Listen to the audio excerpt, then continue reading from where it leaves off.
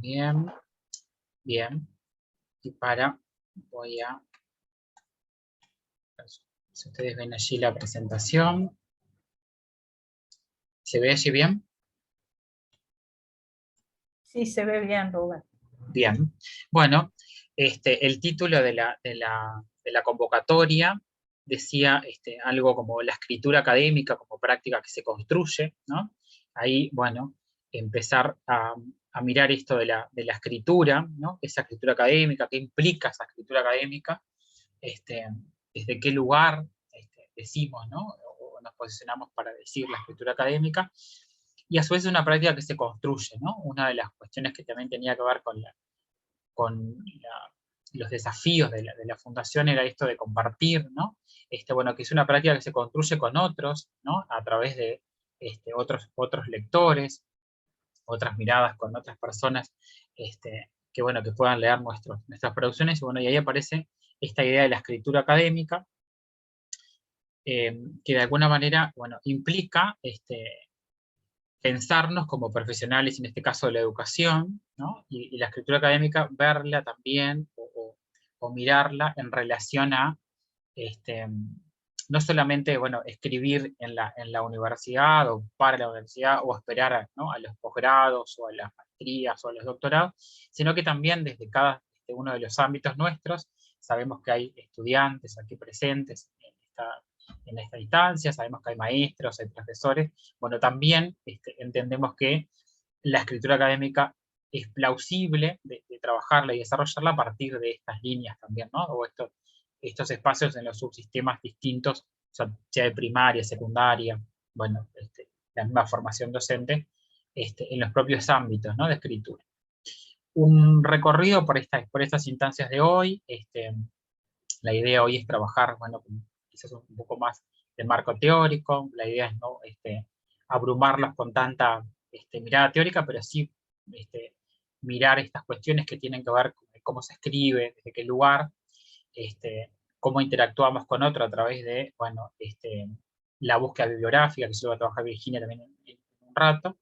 Y en la jornada de mañana, ya más con Rosario, algunas miradas más críticas, ¿no?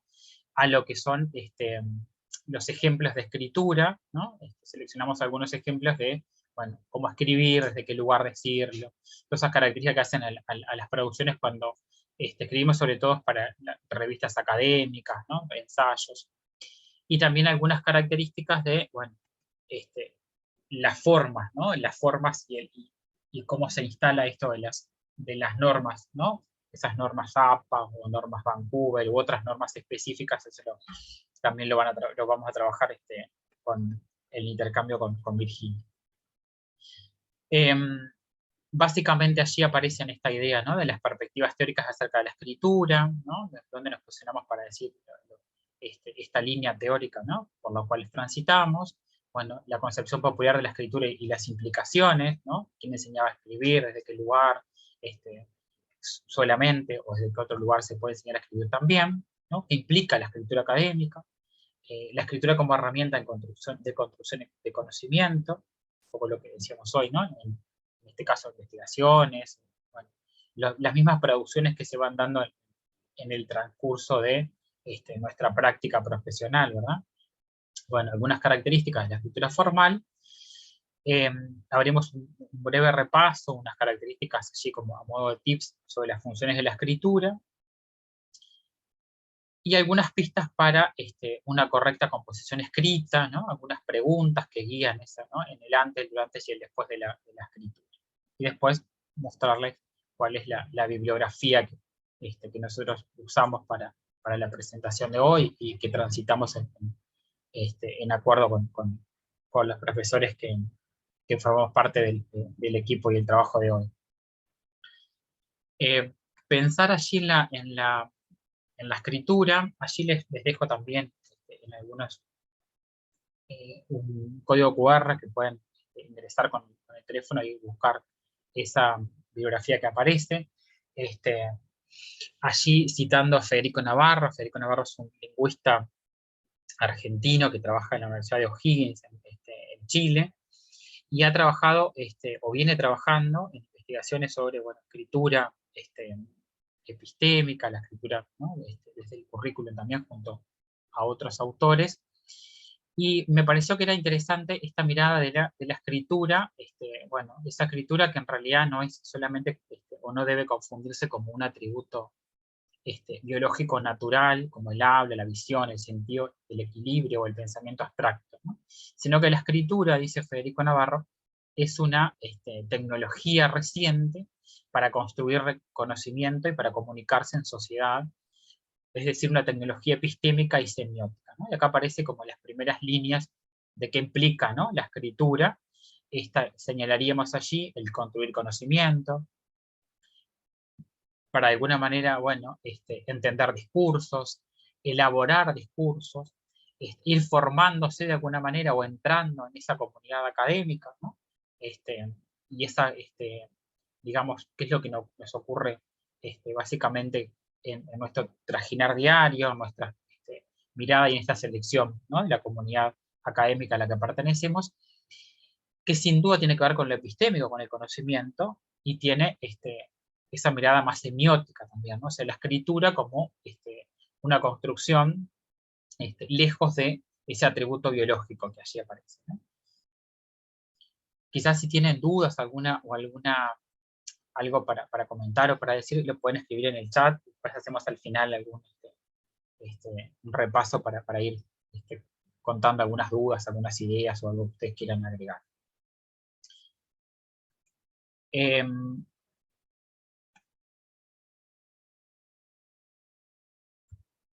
Entonces, en esta línea de la escritura, ¿no?, que de alguna manera es una invención, dice Federico Navarro, ¿no?, desde la misma línea,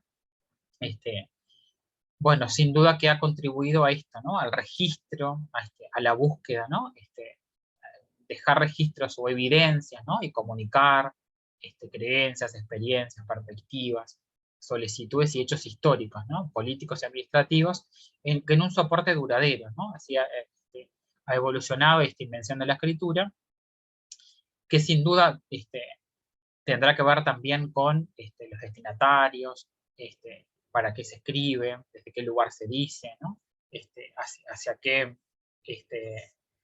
cuando quiero escribir, bueno, desde qué lugar lo digo, ¿no? Y ahí genero también esto que vamos a transitar también en el recorrido de hoy. Cuando quiero escribir algo, bueno, en qué espacio, ¿no?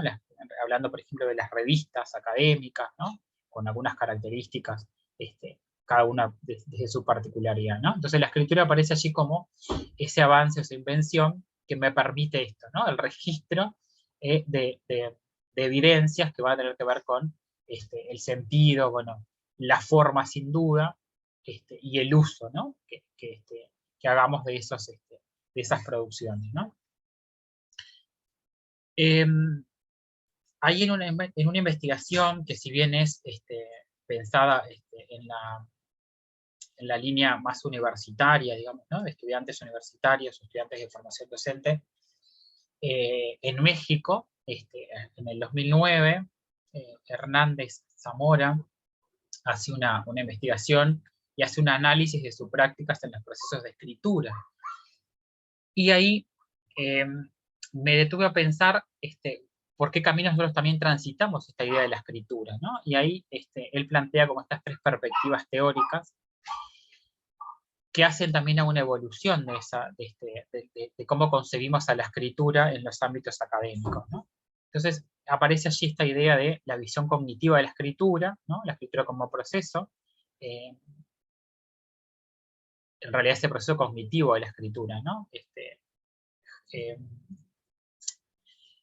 donde se pone el peso allí en lo cognitivo, ¿no? Esa idea, ahora vamos a ver algún ejemplo, con una esquemita de lo que aparece en relación a esto, ¿no?, solamente a lo cognoscitivo de la escritura. A una visión, hace también referencia a una visión más tradicional, ¿no?, de lo que es el lenguaje hablado, el lenguaje escrito, como esa diferencia, ¿no?, que en algún momento se trabajaba también ¿no?, esta línea. Bueno, hay una diferencia notable, que si bien la hay, bueno, en las comunidades académicas, bueno, también es importante trabajar esta idea del habla. Virginia también va a trabajar en algún momento esta idea de, bueno, las ponencias, bueno, cuando yo me presento a ponencias, de qué lugar, ¿no? Desde la oralidad, ¿no? Para después entrarnos en esta idea que es la que adherimos, ¿no? Mayoritariamente, y en esta perspectiva sociocultural y dialógica, ¿no? Entendiendo a la escritura como una práctica socialmente situada, ¿no? Con, bueno, interlocutores válidos, con características, con funciones, en una determinada, en una comunidad, ¿no? Académica. Flower y Hayes ahí, ¿no? En esta primera línea, a través de este breve esquemita que lo habrán visto en algún momento, ¿no? Planteando todo ese proceso de escritura, no está mal tomarlo, trabajarlo, ¿no? Como ese proceso de planificación, organización, ¿no? Revisión, pero no solamente mirarlo desde ese lugar como algo pautado, ¿no? Marcado, sino que también tiene que ver con bueno, esa mirada más social de la escritura, como esa práctica más social, que sin duda tiene que ver con ese trayecto de escritura, ¿no? Esa formación de escritura, que es con otros, es en otro lugar, ¿no? De acuerdo a algunas características, a la formación de mi propio discurso, que tiene que ver también con esa mirada también quizás ideológica de los escritores. Algunos autores hablan, que me gustó mucho como esta mirada, ¿no? Esta comparación de que el escritor se enmascara en la escritura, ¿no? Y va de alguna manera poniendo a través de una máscara sus características, y no para esconder lo que dice, sino que de alguna manera marcando su ideología, su forma de pensar, su característica, que veo que también en la oralidad, y cuando nosotros trabajamos o transitamos con diferentes actores académicos, bueno, ya va impregnando esa mirada ideológica, ¿no? Que va diciendo que también eso en la escritura debería de aparecer, ¿no? Más allá de decir lo que dicen los autores, ¿no? Como una cita textual, y no hacerlo como un análisis más crítico, que es un poco que lo retomo en un ratito.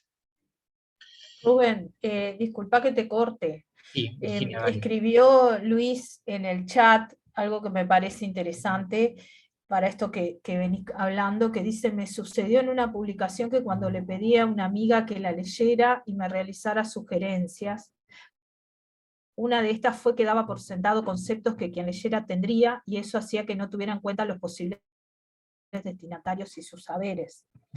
Me pareció interesante por esto bueno, de que si bien uno muchas veces escribe solo, es como muy valiosa la mirada del otro, ¿no? Es como otra persona que lea lo que nosotros escribimos encuentra cosas que de repente nosotros no nos dimos cuenta.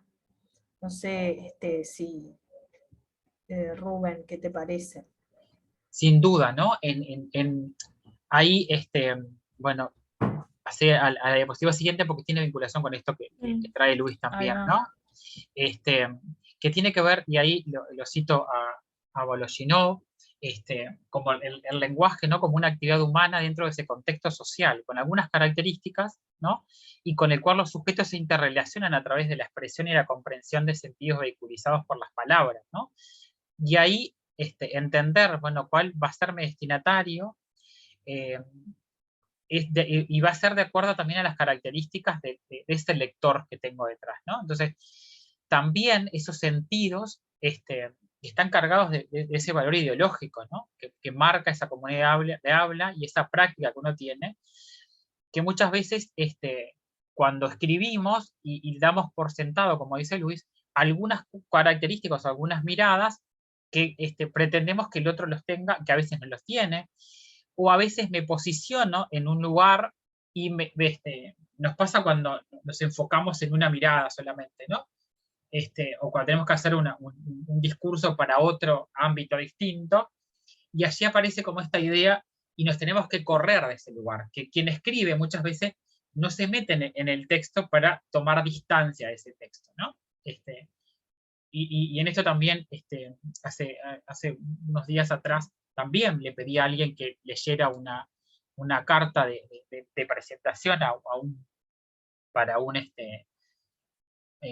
presentarme un trabajo, y mi mirada estaba como más pensada en la formación, ¿no? Y este lector externo me decía, bueno, saca la mirada, ¿no? de solamente la formación docente, ¿no? Que uno escribe y lo va haciendo como tan natural que le parece que el otro tiene que entender o va por esa línea, ¿no? Y a veces la línea tiene que ver con otras cosas. El destinatario es otro y la mirada es otra, y mi lector pretende otras cosas de acuerdo a cómo de acuerdo a lo que se los solicita, ¿no? Ese género discursivo que, bueno, que es una carta, que es un ensayo, que es una tesis, ¿no?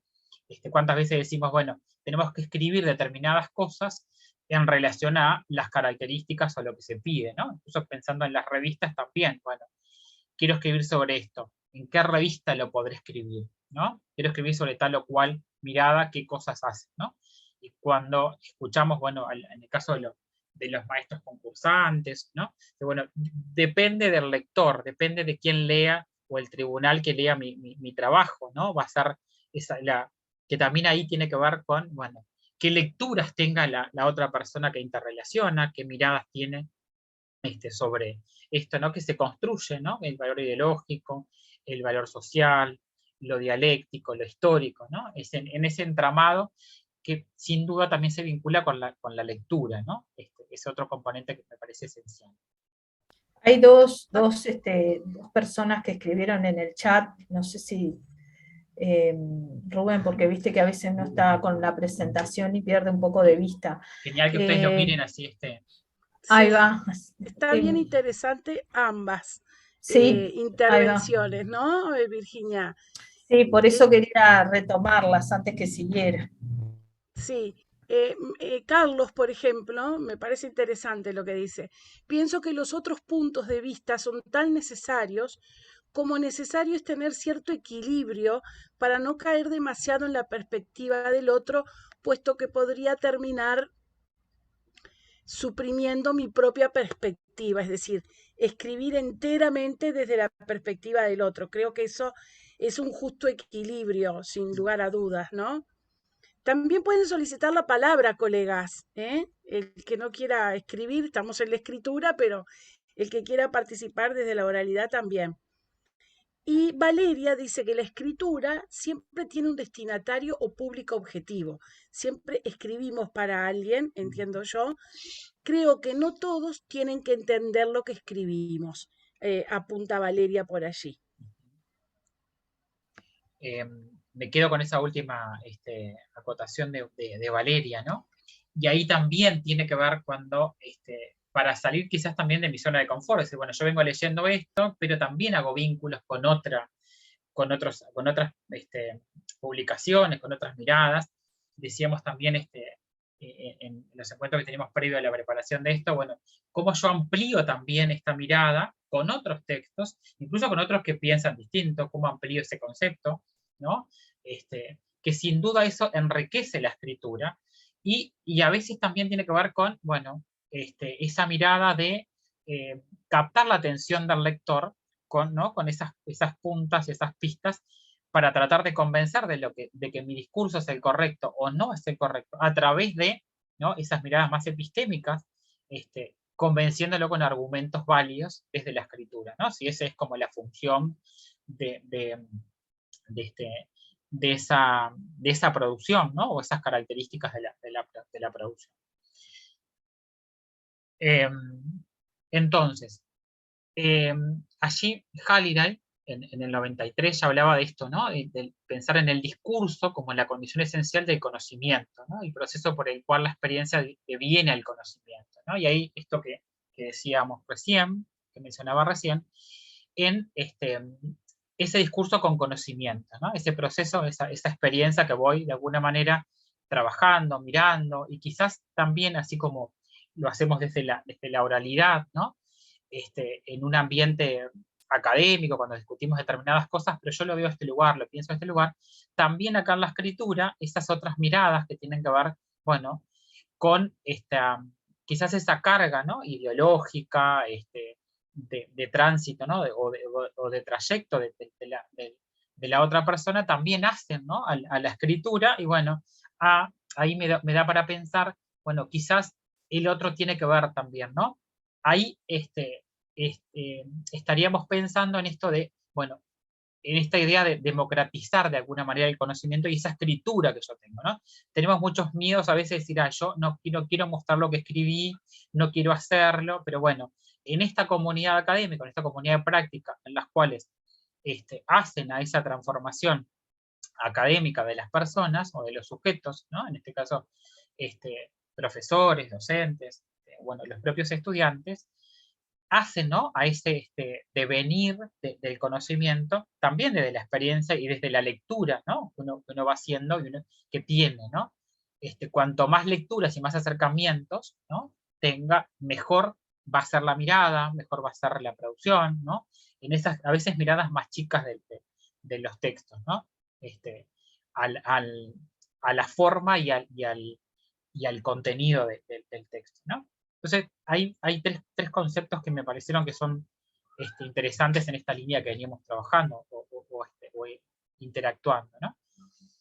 Ese sujeto cognoscente, ese sujeto que conoce, ¿no? que lo traía Flower y Ayes, así, ¿no? Como ese proceso cognitivo que, bueno, que también es de perfección, ¿no? Ese sujeto cognoscente es de perfección, es una comunidad con otros que de alguna manera también voy aprendiendo, ¿no? Entonces ahí aparece esta idea de sujeto social, ¿no?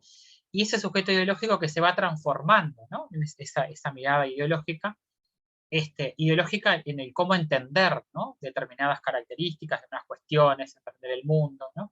Si queremos o transitamos en esta línea de que nos transformemos como en escritores y en lectores críticos, ¿no? Que transformemos y que aportemos, ¿no? En este caso, bueno, de la propia comunidad académica, ¿no? De lo que es, bueno, las propias comunidades que son las instituciones educativas también, ¿no? O sea, cómo la escritura aparece allí como una muestra y que nosotros en realidad, cuando hablamos de maestros o profesores, somos de poco escribir, ¿no? Escribimos mucho, pero queda como entre casas, ¿no? No para mostrar a otros, porque eso ya implica, bueno, otras características. Y bueno, y está bueno que quizás pensarlo también desde el ámbito más académico institucional, ¿no? En la que cada uno transitamos, mostrar esas producciones, ¿no? Y ahí uno va trabajando también con otros, y el lector es otro, ¿no? Acostumbrarnos como a también tener y mostrar esas de lo que ocurre, ¿no? Ya sean investigaciones, procesos que ocurren en las aulas, y bueno, cómo también esto se mira. Y sin duda que las primeras producciones van a ser muy complejas, con menos quizás densidad conceptual, quizás con menos características, y cuando nos animamos a escribir, ¿no? Para las revistas, esas revistas indexadas, ¿no? Revistas arbitradas, las primeras producciones aparecen, ¿no? Todas con estilos en rojos, como, y empezamos a pensar, pero no sabemos escribir nada, y nos da como unas sensaciones allí, ¿no? De que, bueno, no voy a escribir más, pero en realidad es como uno aprende, ¿no? Como se aprende a escribir a partir de ese conocimiento con otros, no lo había pensado, ¿no? O cómo escribo de tal o cual manera, cómo hago el parafraseo del autor, cómo traigo al autor.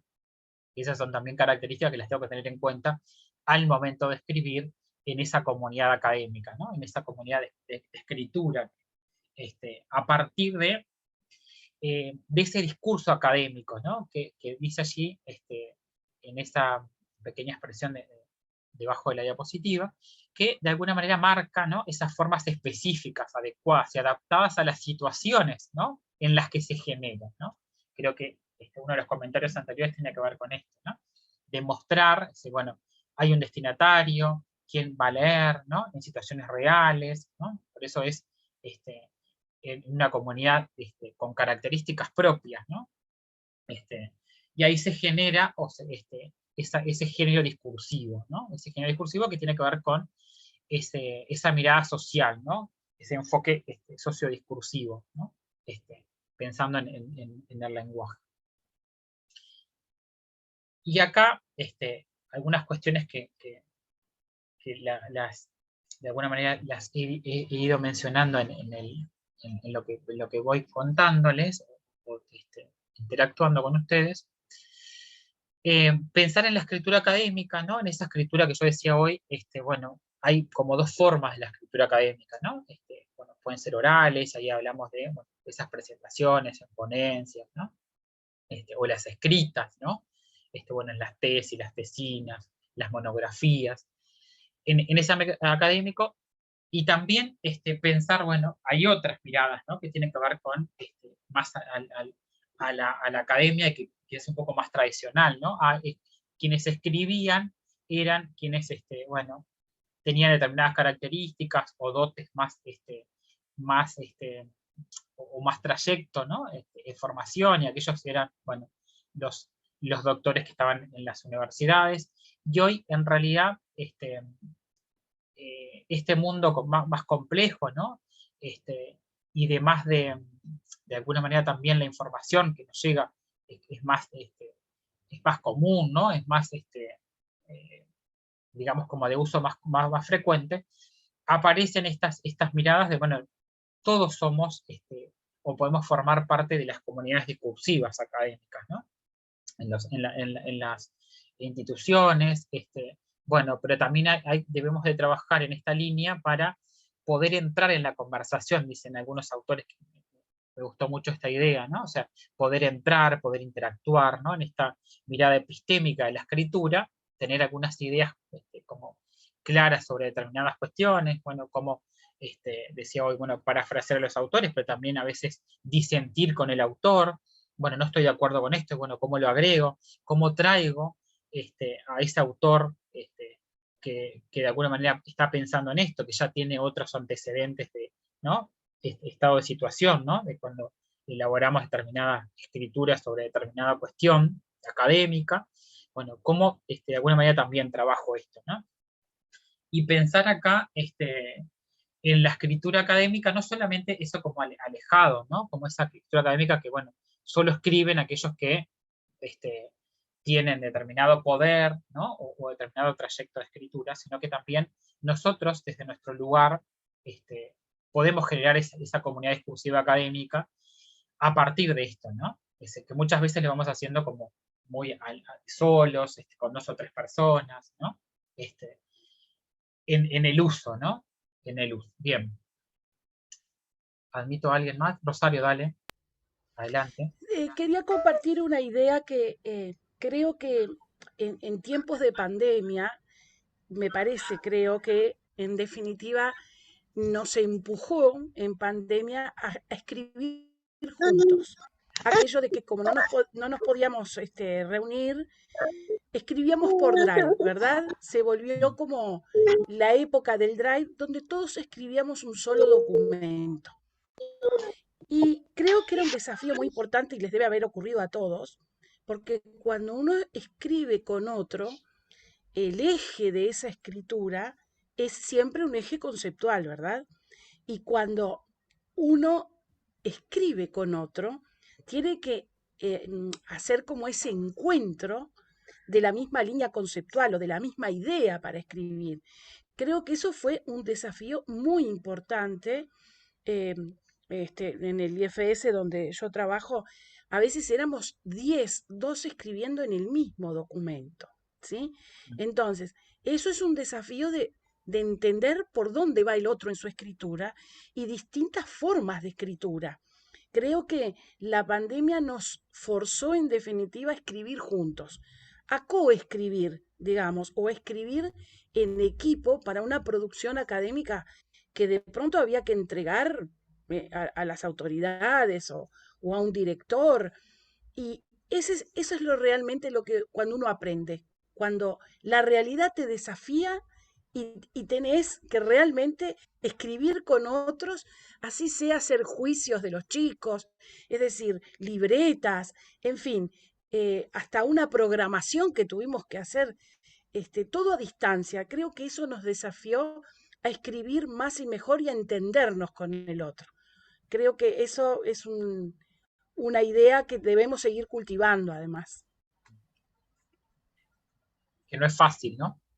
Que no es No, fácil, no es para nada. sencillo, pero bueno, ahí también se nota esa idea de ese trabajo colaborativo, ¿no? En la coproducción, documentos y miradas, ¿no? Marcela tiene la mano levantada. Marcela, adelante. ¿Qué tal?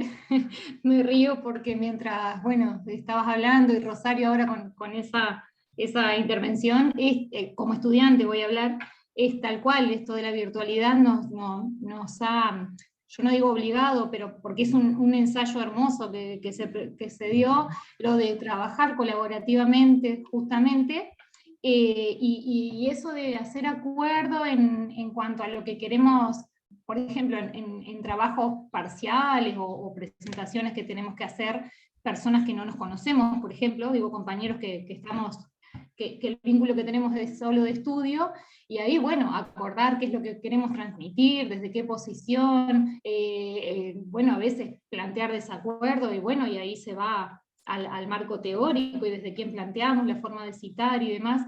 Y justamente es una manera de trabajo muy linda y muy enriquecedora en ese sentido, porque practicamos justamente eso el ensayo de la escritura académica y que nos hace crecer justamente en este trayecto.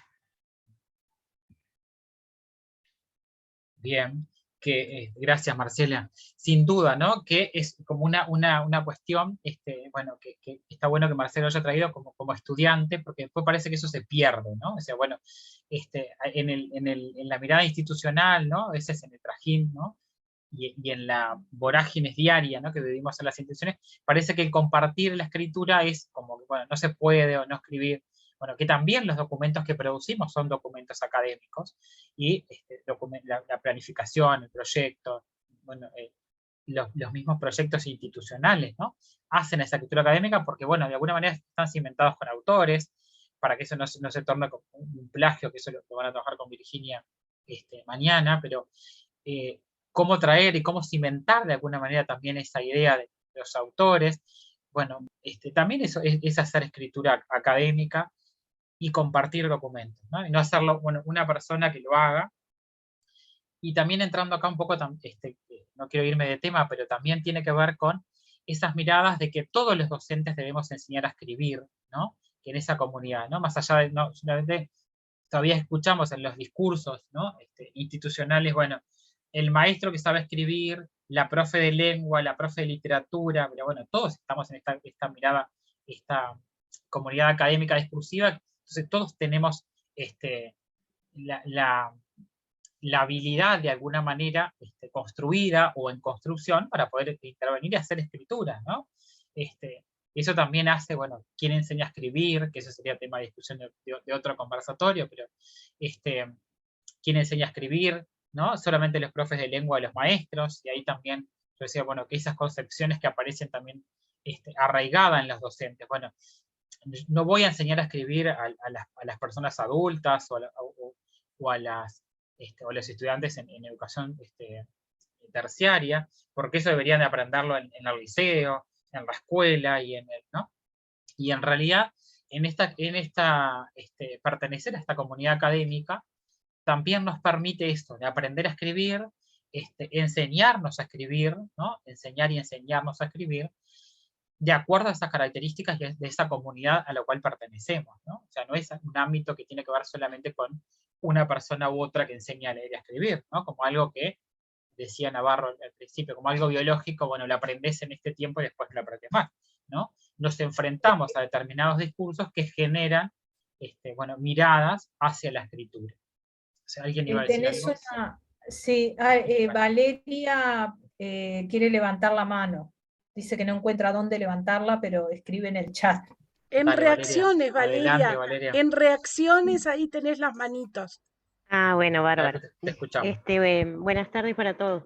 No, esto de que hablaba Rosario y hablaba Marcela, otra cosa que quería agregar, que sí, también la mirada del otro y aprender cómo podernos expresar en conjunto, cómo llegar a un consenso con respecto a la misma idea, cómo nos enriquece el vocabulario también, porque nosotros, digo, como siempre estamos acostumbrados a escribir solos, esto de leer a otro y de ver cómo otro se expresa oralmente, en la escritura, también nos enriquece nuestra forma de escribir, nos da nuevas herramientas y nuevas opciones que quizás no se nos hubieran ocurrido o no encontrábamos esa forma de expresarnos.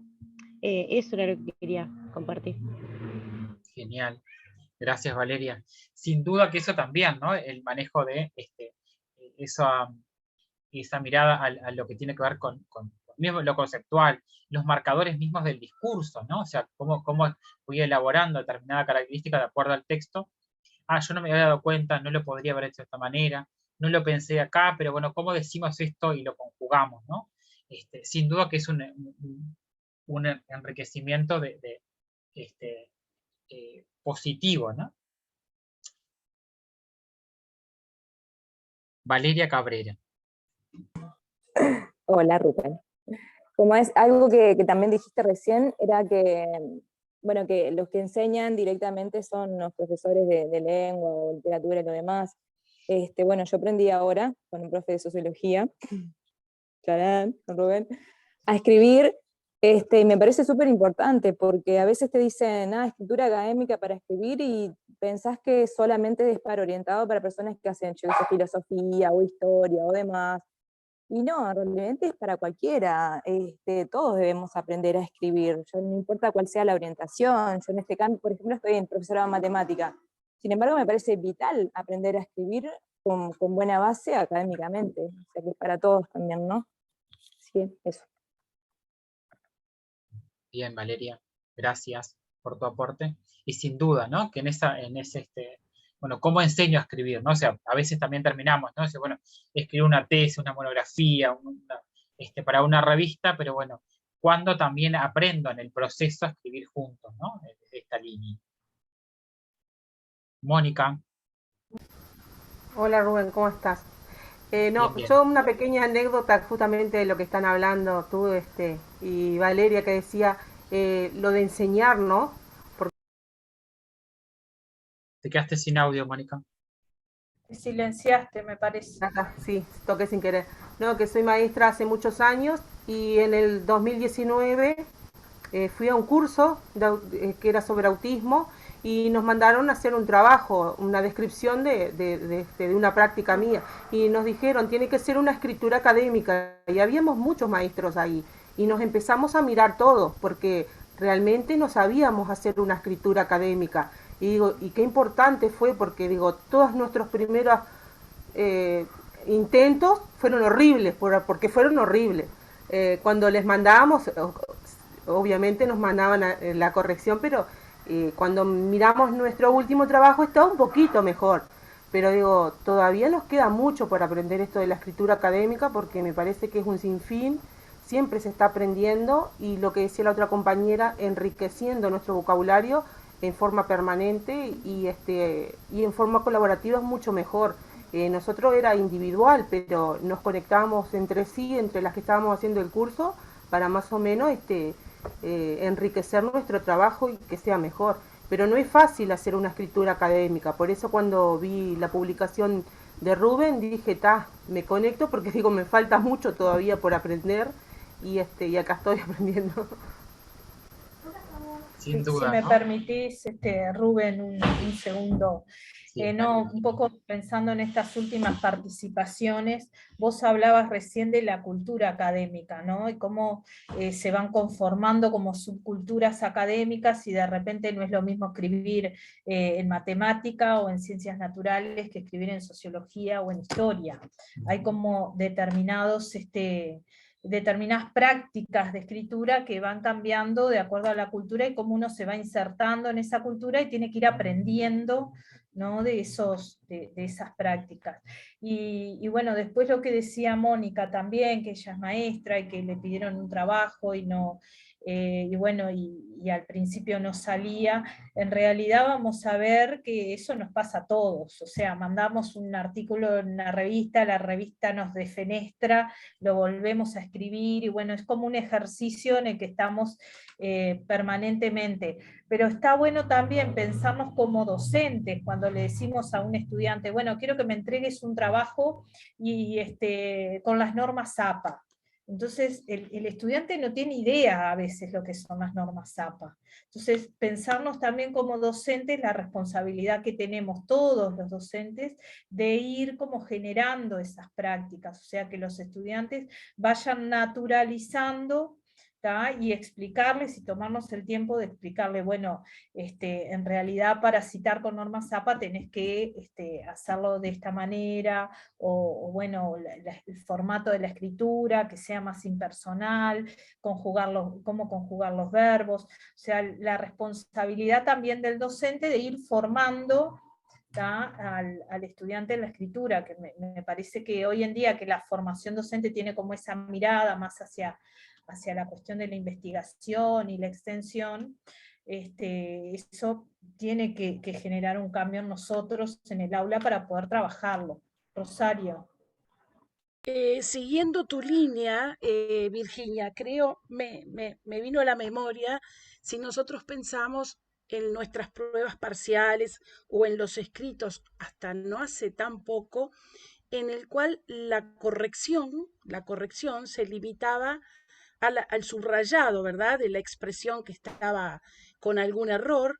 Hoy por hoy disponemos de el formato electrónico que podemos agregar comentario y allí ponerle al estudiante cómo debería ser bien expresado. Creo que esa es la responsabilidad también de los docentes, ¿no? De dedicarle el tiempo de lectura a esa escritura del estudiante y hacerle la corrección como corresponde, decir, ¿dónde está el error? Porque el subrayado no le está enseñando al otro a reconocer dónde está el error. Y la forma de expresar correctamente lo que de pronto no quedó tan bien expresado, o falta de conectores. Bueno, pueden ocurrir muchas cosas. Creo que también es responsabilidad de los docentes leer con atención esas escrituras y hacer la devolución seria y responsable de las mismas, enseñando, ¿verdad? Enseñando cómo se escribe. Bien. Te devolvemos la palabra, Rubén. Genial, gracias. Sin duda que estas cuestiones se enriquecen, y yo pensaba, bueno, también qué ocurre con las consignas que le damos a los estudiantes en la escuela, ¿no? Pensando, bueno, en Mónica y algunas compañeras maestras que hay por ahí también, ¿no? ¿Cómo hago? Pero también al estudiante en el caso de educación secundaria, ¿no? ¿Cómo escribo? ¿Cómo hago el proceso de escritura? Que implica que está relacionado con lo que había pensado en la diapositiva siguiente, que tiene que ver con esto también, ¿no? Allí tomo de Scardamaglio y Bereiter estas dos ideas, ¿no? De pasar de decir el conocimiento a la idea de transformar el conocimiento, ¿no? O sea, cuando ahí aparece esta idea que Mónica decía también al principio, en su intervención, o sea, ¿cómo hago para, de alguna manera, generar ese discurso académico y transformar eso que yo voy leyendo de alguna manera, ¿no? O sea, bueno, leí tal cosa, bueno, ¿cómo lo escribo? Y muchas veces nos encontramos con estas expresiones, yo sé decirlo, pero no sé escribirlo, ¿no? Me pasaba con los estudiantes, en mi caso de secundaria, educación media, ¿no? Sé escribirlo, profe, pero no sé. Incluso los estudiantes de formación docente, ¿no? Que no voy a decir que tengo unos cuantos por acá. Pero bueno, lo sé decir en la oralidad, lo tengo clara, pero bueno, ¿cómo lo escribo? ¿En qué lugar lo escribo? Bien, pero entonces aparece allí esto, ¿no? De pensar, bueno, de alguna manera trasladarnos o pasar, ¿no? Esta de solo decir el conocimiento, que ahí tiene que ver con el recorte y pego, muchas veces hacemos, me gustó tal cosa, hago tal otra, recorte y pego, y le voy dándole forma, ¿no? Algunas veces, otras veces no lo doy forma y hago ese recorte y pegue, que aquello no tiene mucha noción, además que estoy infringiendo en algo que se tornaría como un plagio, ¿no? O sea, estoy copiando otra cosa sin citarlo, ¿no? Entonces, el cómo transformar ese conocimiento va a tener que ver también con eso que yo decía al principio, ¿no? En ese trayecto que es, bueno, cuántas lecturas tenga, ¿no? Cuántas lecturas haya hecho, cuántas miradas haya hecho bueno, a la forma de los textos, ¿no? Es decir, bueno, cómo empieza determinada cosa, cómo sigue, ¿no? Y ahí aparecen estos marcadores del discurso, que serían como elementos que hacen el desarrollo, ¿no? O el avance textual de ese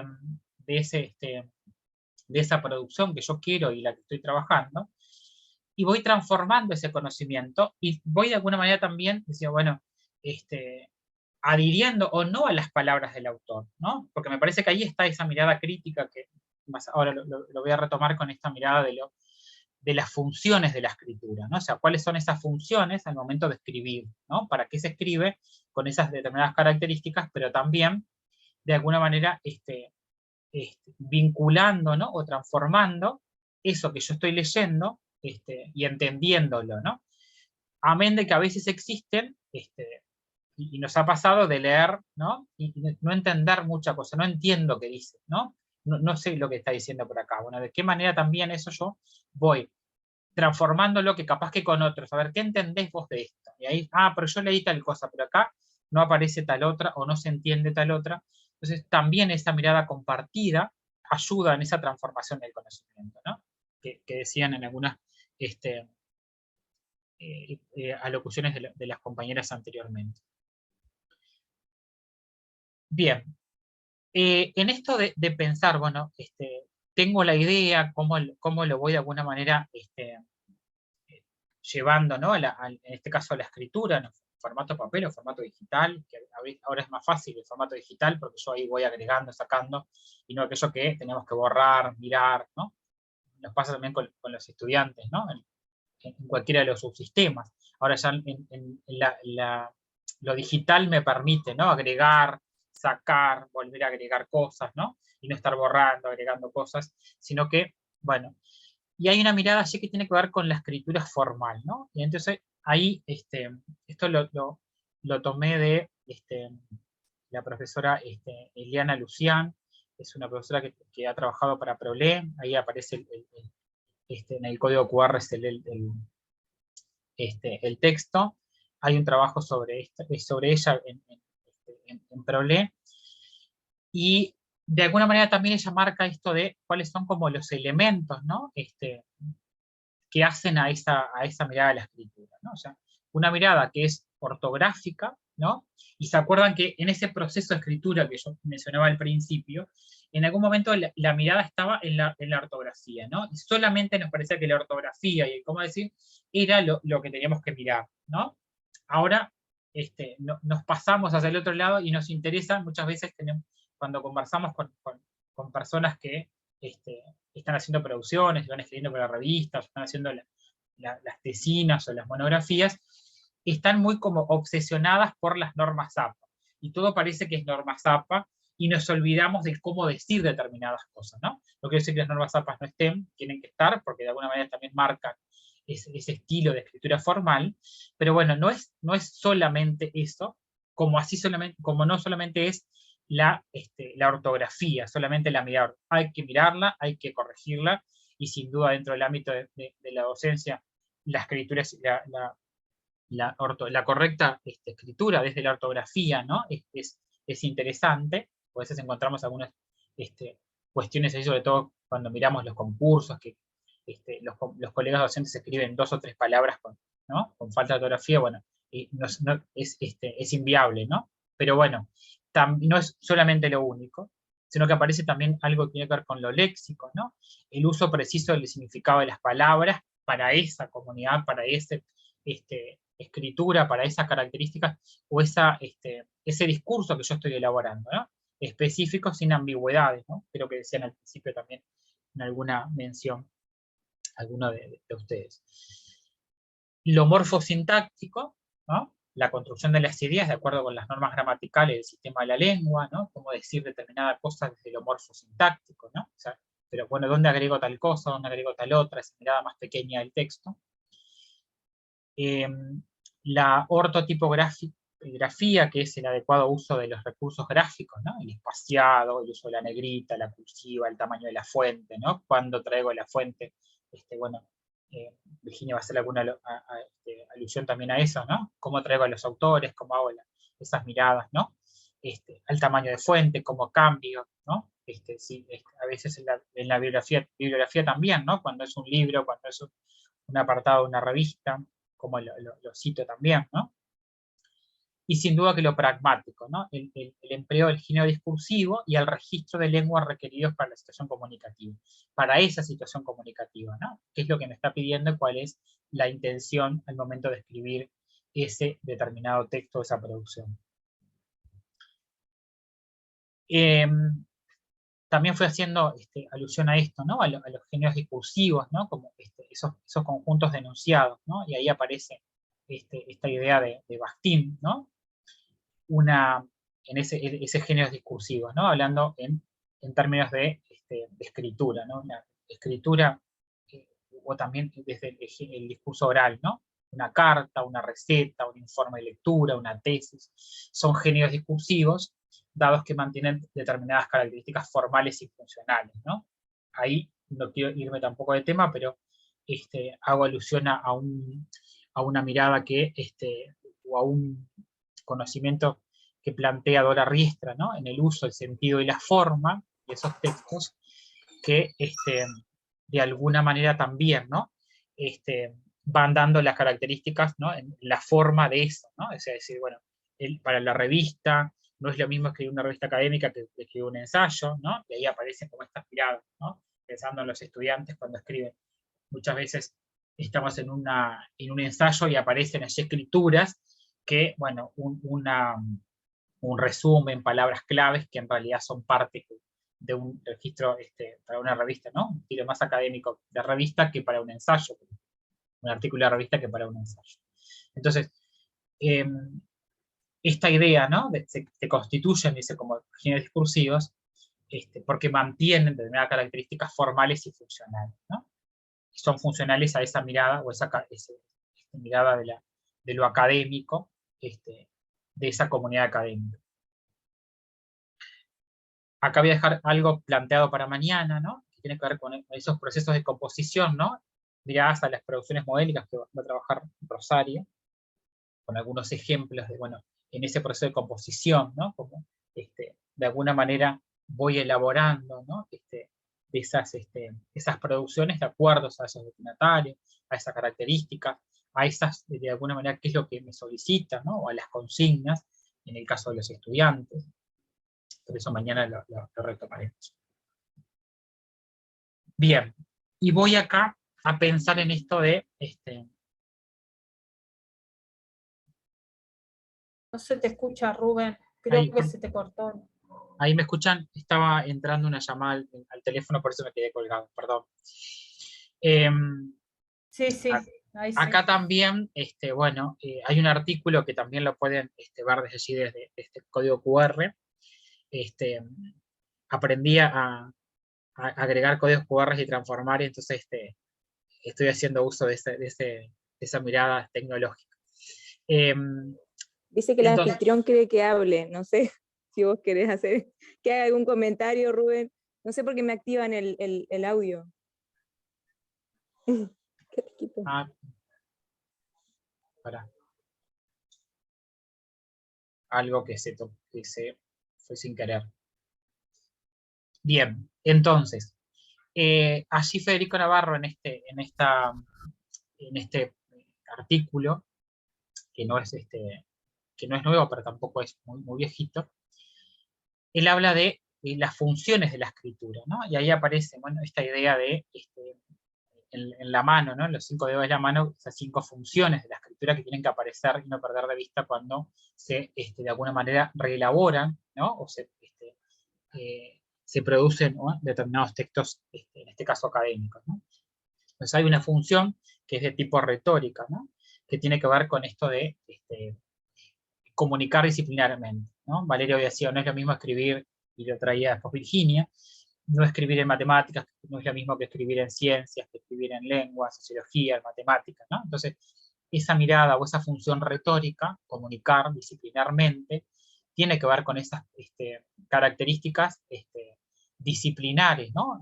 Que hacen a la disciplina, entonces hay una función. Bueno, estoy escribiendo para sociología, bueno, hay algunos elementos de la escritura en sociología que son claves y básicos, y por eso tendré que tener, ¿no? Determinados ejemplos de cómo se escribe en sociología, cómo se elaboran, cómo se producen los textos o las producciones textuales en esa área, ¿no? En matemáticas, lengua o en ciencia. Aparece también allí una mirada que tiene que ver con la función habilitante, ¿no? O sea, hay una función que es habilitante, que es acreditar saberes, ¿no? Nosotros hacíamos alusión, bueno, a que la revista me tome o no ese artículo que yo envié para publicar, lo publique o no, ¿no? Entonces hay una acreditación allí de esta, pero también hay una acreditación en cuando somos estudiantes, ¿no? Y el texto que yo escriba, la producción, Mónica traía ese ejemplo de ese curso, que de alguna manera salía de ese ámbito institucional y era más de tipo académico en otra comunidad académica. Entonces me habilita ¿no? A veces aprobar el curso, no aprobarlo, ¿no? Y ahí aparece, ¿no? No sé, la idea de la tesina, las tesis, las monografías. Bueno, también esa función hace a la acreditación de esos saberes, que también tiene que ver con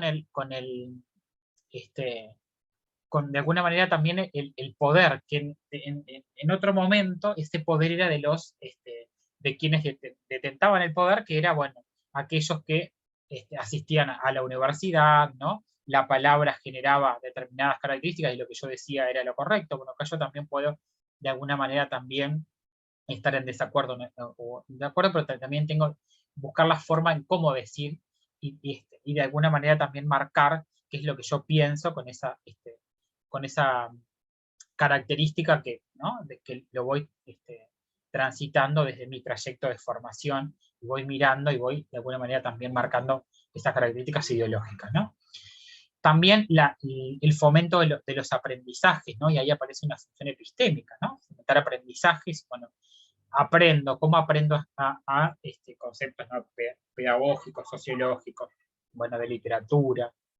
Bueno, aprendo escribiendo. Cuando escribo determinada cosa, bueno, ahí estoy dándome cuenta de que, bueno, eso que yo lo sé en la oralidad, también lo puedo de alguna manera marcar para otro lector desde esa mirada más epistémica, ¿no? La función expresiva, y acá no solamente la función expresiva para determinados disciplinas, ¿no? O sea, bueno, cuando hablamos de lo expresivo, eso, bueno, es para la literatura o es para la lengua, ¿no? Sino que, bueno, esa construcción de identidad, esa construcción, ¿no? De identidad propia de la expresión, ¿no? O sea, a través de esa escritura expreso ideas, desacuerdos, miradas, ¿no? Y voy construyendo también mi propia identidad, ¿no? Como escritor, pero también como lector, ¿no? Y eso va a estar relacionado íntimamente con esta otra función, que es la función crítica, ¿no? Ahí que tiene que ver, bueno, la criticidad frente a determinadas cosas, ¿no? Soy crítico, amén de que siempre decimos, ¿no? Que nuestros estudiantes, nuestros colegas docentes deben de ser, ¿no? Críticos, y allí, bueno, hacemos una alusión a determinados autores, pero bueno, después nos generamos esta idea para que la criticidad esté desde también la mano de la escritura, cuando quiero hacer, no sé, en casos concretos, ¿no? Cuando quiero recursar la mirada de, no sé, de una carpeta de méritos de un tribunal que tiene un concurso, ¿no? Cómo también eso hace a esa mirada crítica, qué es lo que tengo que decir al otro para convencerlo de que lo que hizo está mal, ¿no? Entonces, con esa mirada más crítica, en acuerdo o en desacuerdo, y bueno, ¿cómo agrego eso? Bien. ¿Algún comentario o algo hasta acá? Si no, voy a, capaz que te habilito, Virginia, a tu presentación, y después hacemos algo que tiene que ver con este proceso de composición, ¿no? O sea, algunas preguntas que orientan ese proceso de composición en el antes, en el durante y en el después, para ir, no sé cómo están, les veo las caras acá a Virginia, a Rosario y a Valeria, no veo más nadie, pero espero que están bien, no se durmió nadie. No, al contrario, estamos muy atentos siguiendo tu trabajo. No, lo mío yo les contaba hoy al principio que venía un poco más por lo práctico, ¿no? Por lo experiencial, de tratar como docente, de irme como metiendo en esa cultura académica. Marcela, ¿tú tenías la mano levantada o te había quedado levantada? Era de hoy. Aplausos para el profesor. Bien, bárbaro, buenísimo. Una reacción. Genial. De esto de irse como metiendo en esa cultura, que los docentes somos como bastante extranjeros todavía, ¿no? En la cultura académica. Entonces, tratar de irse ir como aprendiendo para poder insertarse. Entonces, el tema de las revistas académicas, de cuando escribo algo, bueno, lo quiero publicar, ¿dónde lo publico? ¿Cómo busco dónde publicarlo? ¿No? Entonces, de repente escribí algo, pude lograr un trabajo académico y estoy buscando una revista para publicar. Las revistas académicas son especializadas, entonces de repente no es lo mismo si escribí algo sobre didáctica o investigación educativa, o sobre política educativa, o si es un artículo académico de historia o de sociología, ¿no? O sea, de la asignatura en sí. Entonces lo primero que tengo que hacer cuando tengo un artículo es, bueno, ¿a qué revista lo mando? O sea, ¿qué características tiene esa revista? Para poder mandar el artículo, y cuáles son los requerimientos formales que me pide esa revista, porque en la cultura académica uruguaya están las normas APA, vieron que siempre nos piden y nosotros pedimos normas APA, pero en realidad en las universidades de Brasil, algunas argentinas o en Europa, a veces, como decía Rubén hoy al principio, te piden otros requisitos formales, ¿tá? No son las normas APA y son otras. Entonces, eso es importante tenerlo en cuenta, porque de eso va a depender que me acepten o no me acepten el artículo. Yo le comentaba a Rubén, que a ver si les puedo mostrar, que me inhabilitaste para compartir pantalla, Rubén. No seas Bien, egoísta. voy, Dice el ya anfitrión. fue. Ahí va. Perdón. Ahí puedo, ahí va. A ver. Le contaba a Rubén de una revista de Brasil que se maneja con unas normas brasileras de cita académica, ¿no? Que yo nunca las había escuchado en mi vida, pero vieron que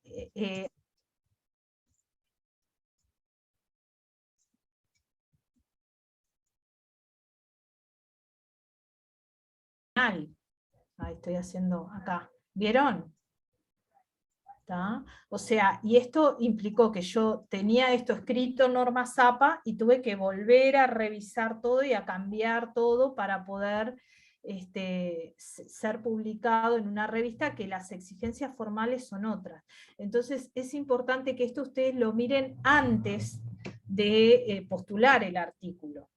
O sea, entrar a la página de la revista, ver, bueno, cuántas páginas tiene que tener, qué tipo de letra, qué tamaño de la letra, si es doble espacio, espacio y medio, pero también cuál es el formato que me pide para referenciar. ¿Sí? Entonces, y me puede pasar, porque a mí en este caso me pasó, de que no conocía ese formato y me tuve que poner a googlear a ver cómo acomodaba, digamos, al formato específico que me pedía. ¿Sí? Después, ahora igual vamos a ver un poco el tema de las normas APA, cómo son las citas, que son, ya les digo, las normas que en Uruguay están como más legitimadas, ¿tá? Donde uno va, bueno, los mismos docentes, es lo que tratamos de que nuestros estudiantes aprendan, porque sabemos que son las normas que maneja la academia en Uruguay. Pero les quería acomodar este elemento, porque no son las únicas, ¿tá? Y muchas academias utilizan otras, y siempre es bueno saberlo antes, ¿tá? Después lo otro que también lo estuvimos conversando con Rosario y Rubén, el tema de que las revistas indexadas y arbitradas, ¿tá? Son revistas que circulan entre la comunidad científica. Entonces, cuando yo estoy escribiendo un artículo para publicar, estoy escribiendo un artículo que lo va a leer la comunidad académica, Entonces lo escribo en términos académicos porque me van a leer otros académicos y seguramente van a discutir conmigo después y me van a citar, es lo que uno espera, ¿no? Generar como movilizar, digamos, en la temática en la que uno está escribiendo, movilizar la comunidad académica.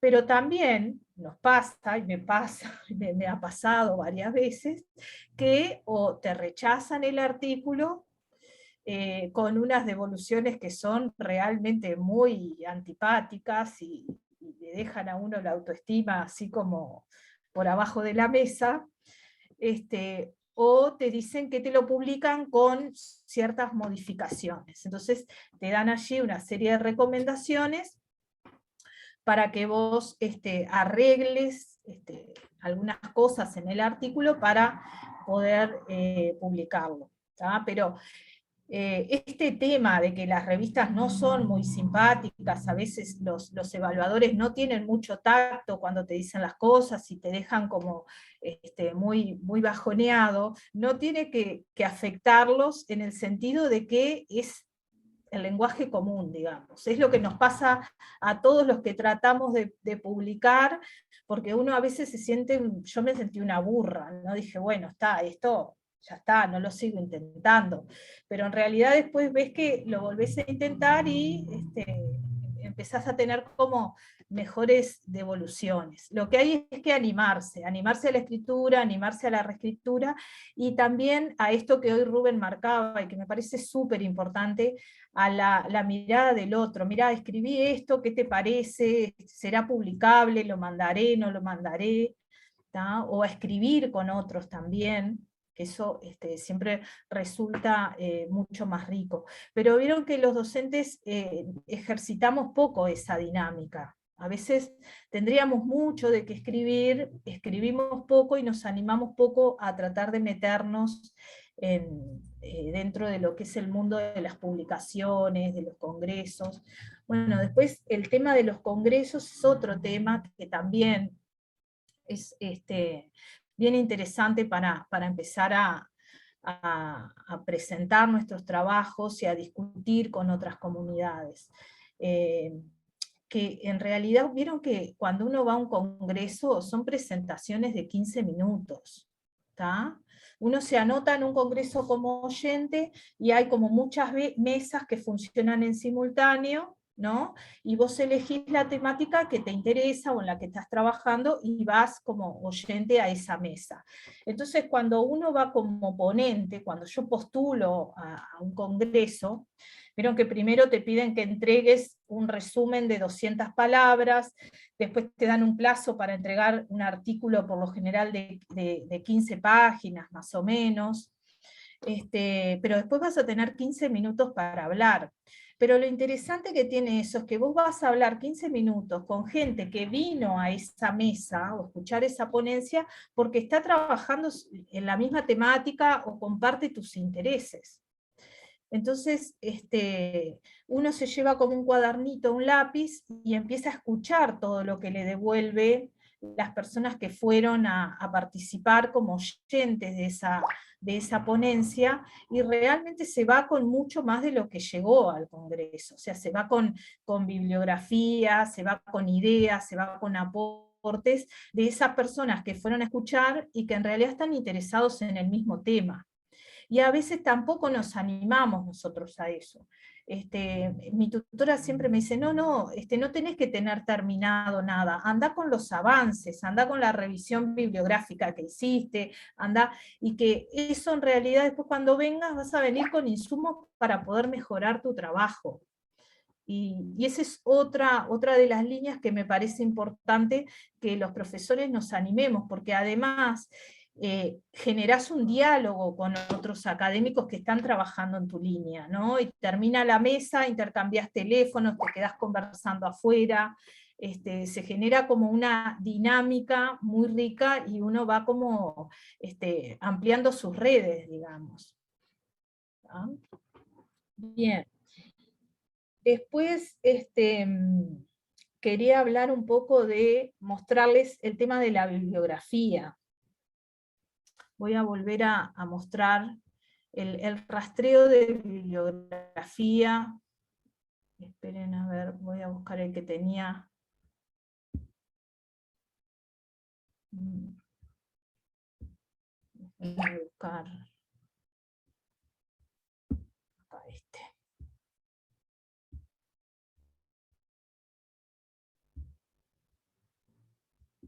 A ver, ahora voy a ver el chat, que lo tengo descuidado.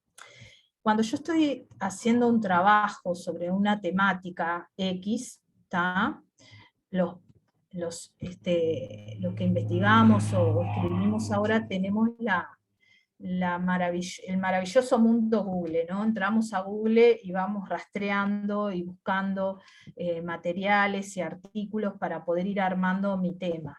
Pero hay que saber cómo buscar y dónde buscar. Vieron que hay buscadores que son como muy prestigiosos académicamente, y hay lugares de los que es mejor alejarse. Yo siempre le digo a mis alumnos, Rincón del Vago, Wikipedia, bueno, no, lejos.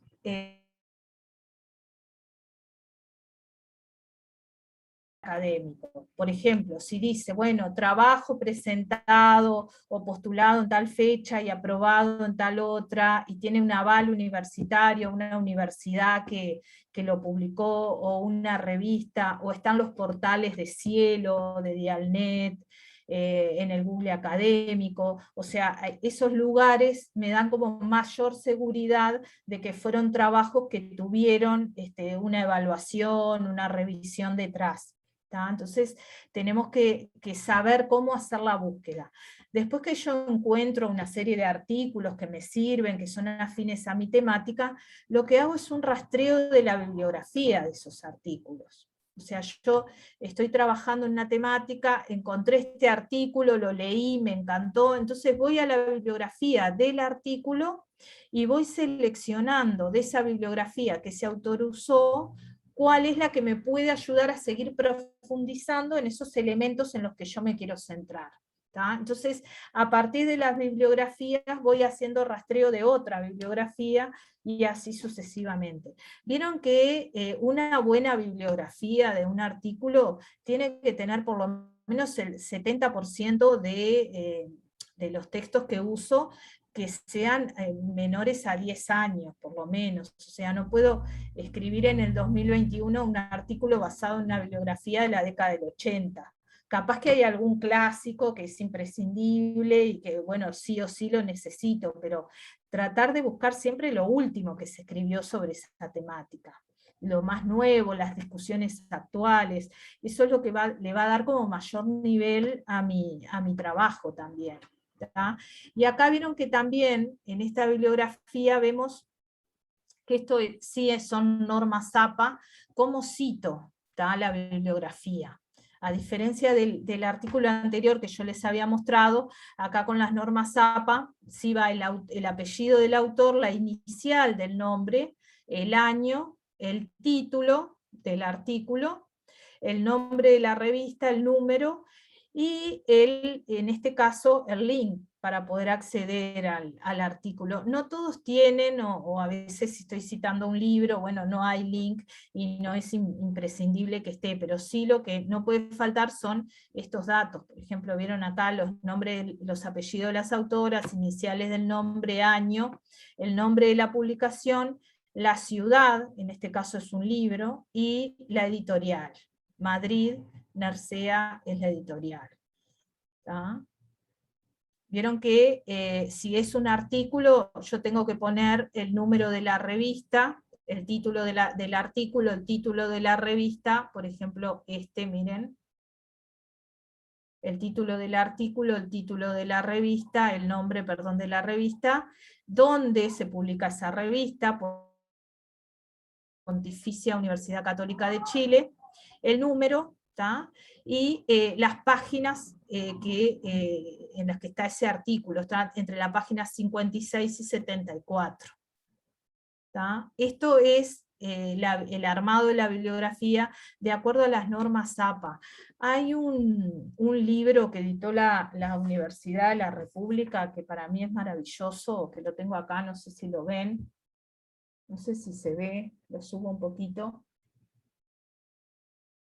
que es de la Comisión Sectorial de Enseñanza, que es un compilado de las normas APA.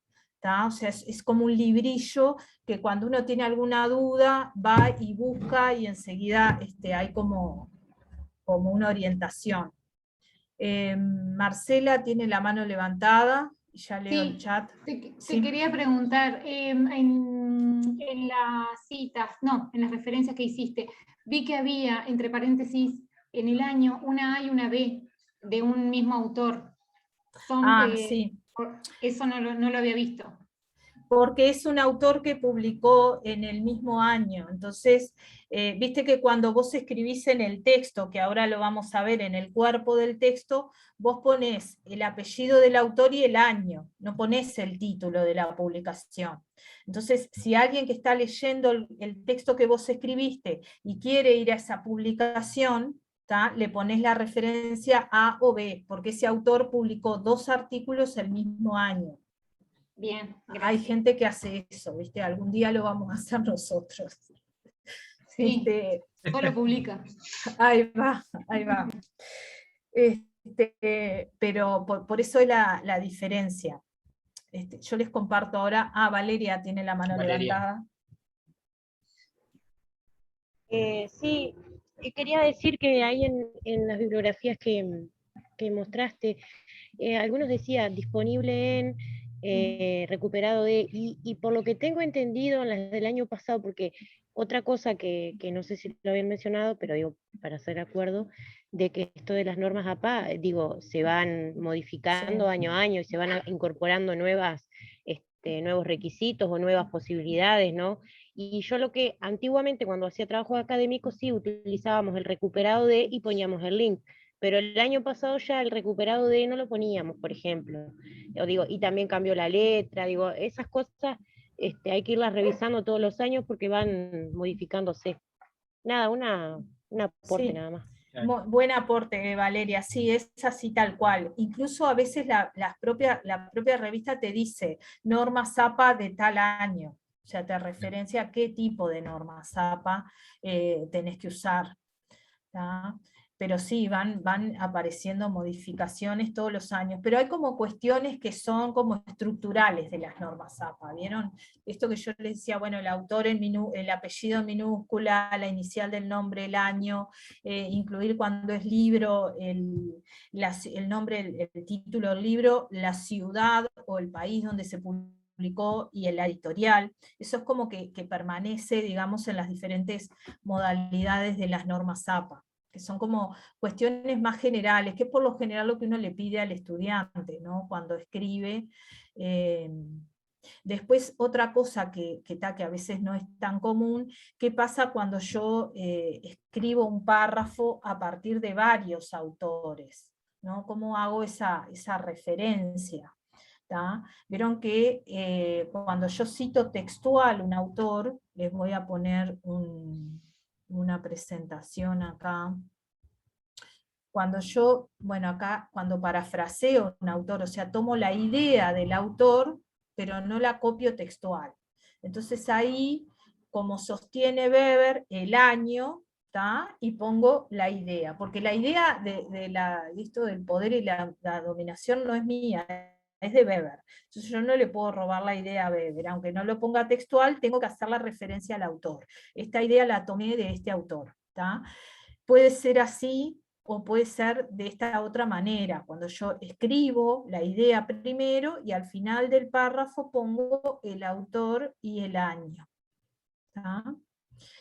En el caso A dice se expresa una idea de un autor, pero no es una cita textual, por ello se referencia con el apellido y la fecha de edición entre paréntesis. En el caso B, al no mencionar al autor en el texto, hago la referencia al final de la exposición y entre paréntesis pongo el apellido y la fecha de edición. Vieron que cuando yo parafraseo, o sea, una referencia a la idea del autor, no pongo la página. Pongo la página cuando lo que yo tomo es textual al autor. Cuando estoy copiando textual, es una cita textual, ahí sí tengo que poner la página. Esto que ustedes ven es en estilo APA cuando yo tomo una cita textual de más de 40 palabras.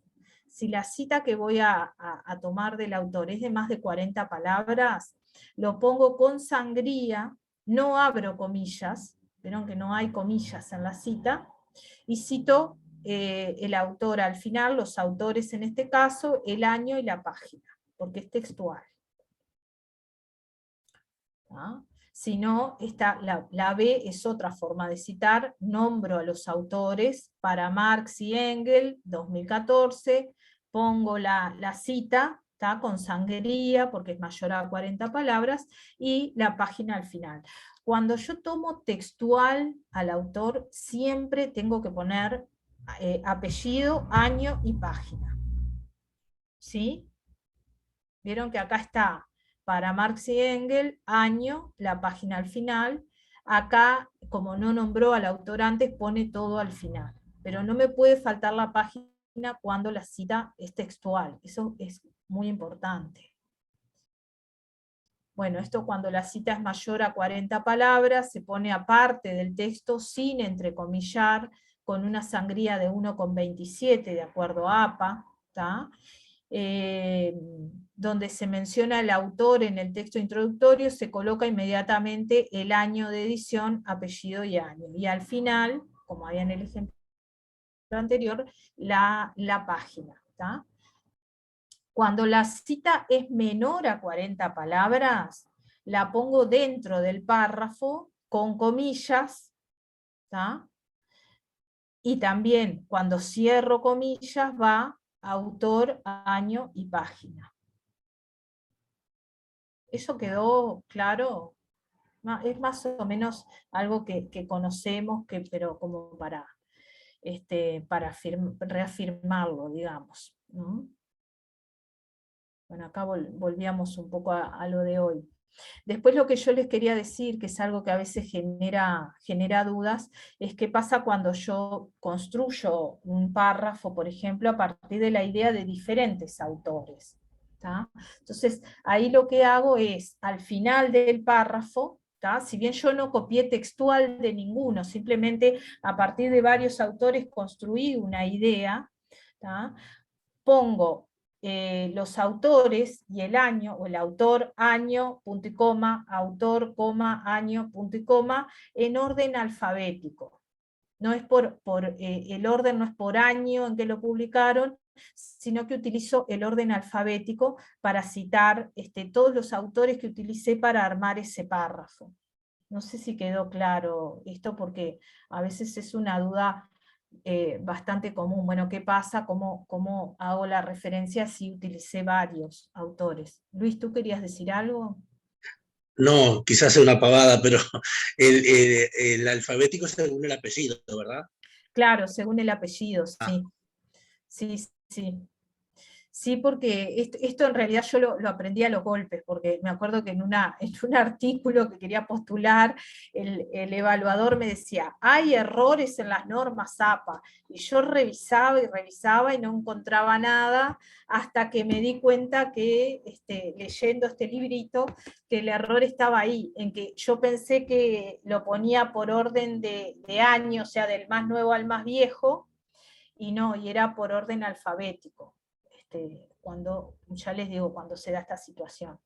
Sí, yo perdí un curso de posgrado por eso. Ah, está. Vieron No que hay minuciosidades que son hasta dañinas. Pero bueno. No sé perdón, sí. ¿Estará una en cosa... línea? Perdón. No, tranquila. Si está en línea para compartírselo después a los compañeros, ese material. El material, iba a este. preguntar eso, sí. El material Sí. de Laudelar. El de Laudelar, vos sabes que no, creo que no. Yo lo busqué, lo busqué en internet, pero no encontré el libro. Sí, creo que no está en línea. Es una publicación de la Comisión Sectorial de Enseñanza de la Universidad de la República. Sí. Es un libro que está, sé que está en las bibliotecas del IPES, en las bibliotecas de los institutos, porque la universidad distribuyó de los IFED, de los SERP.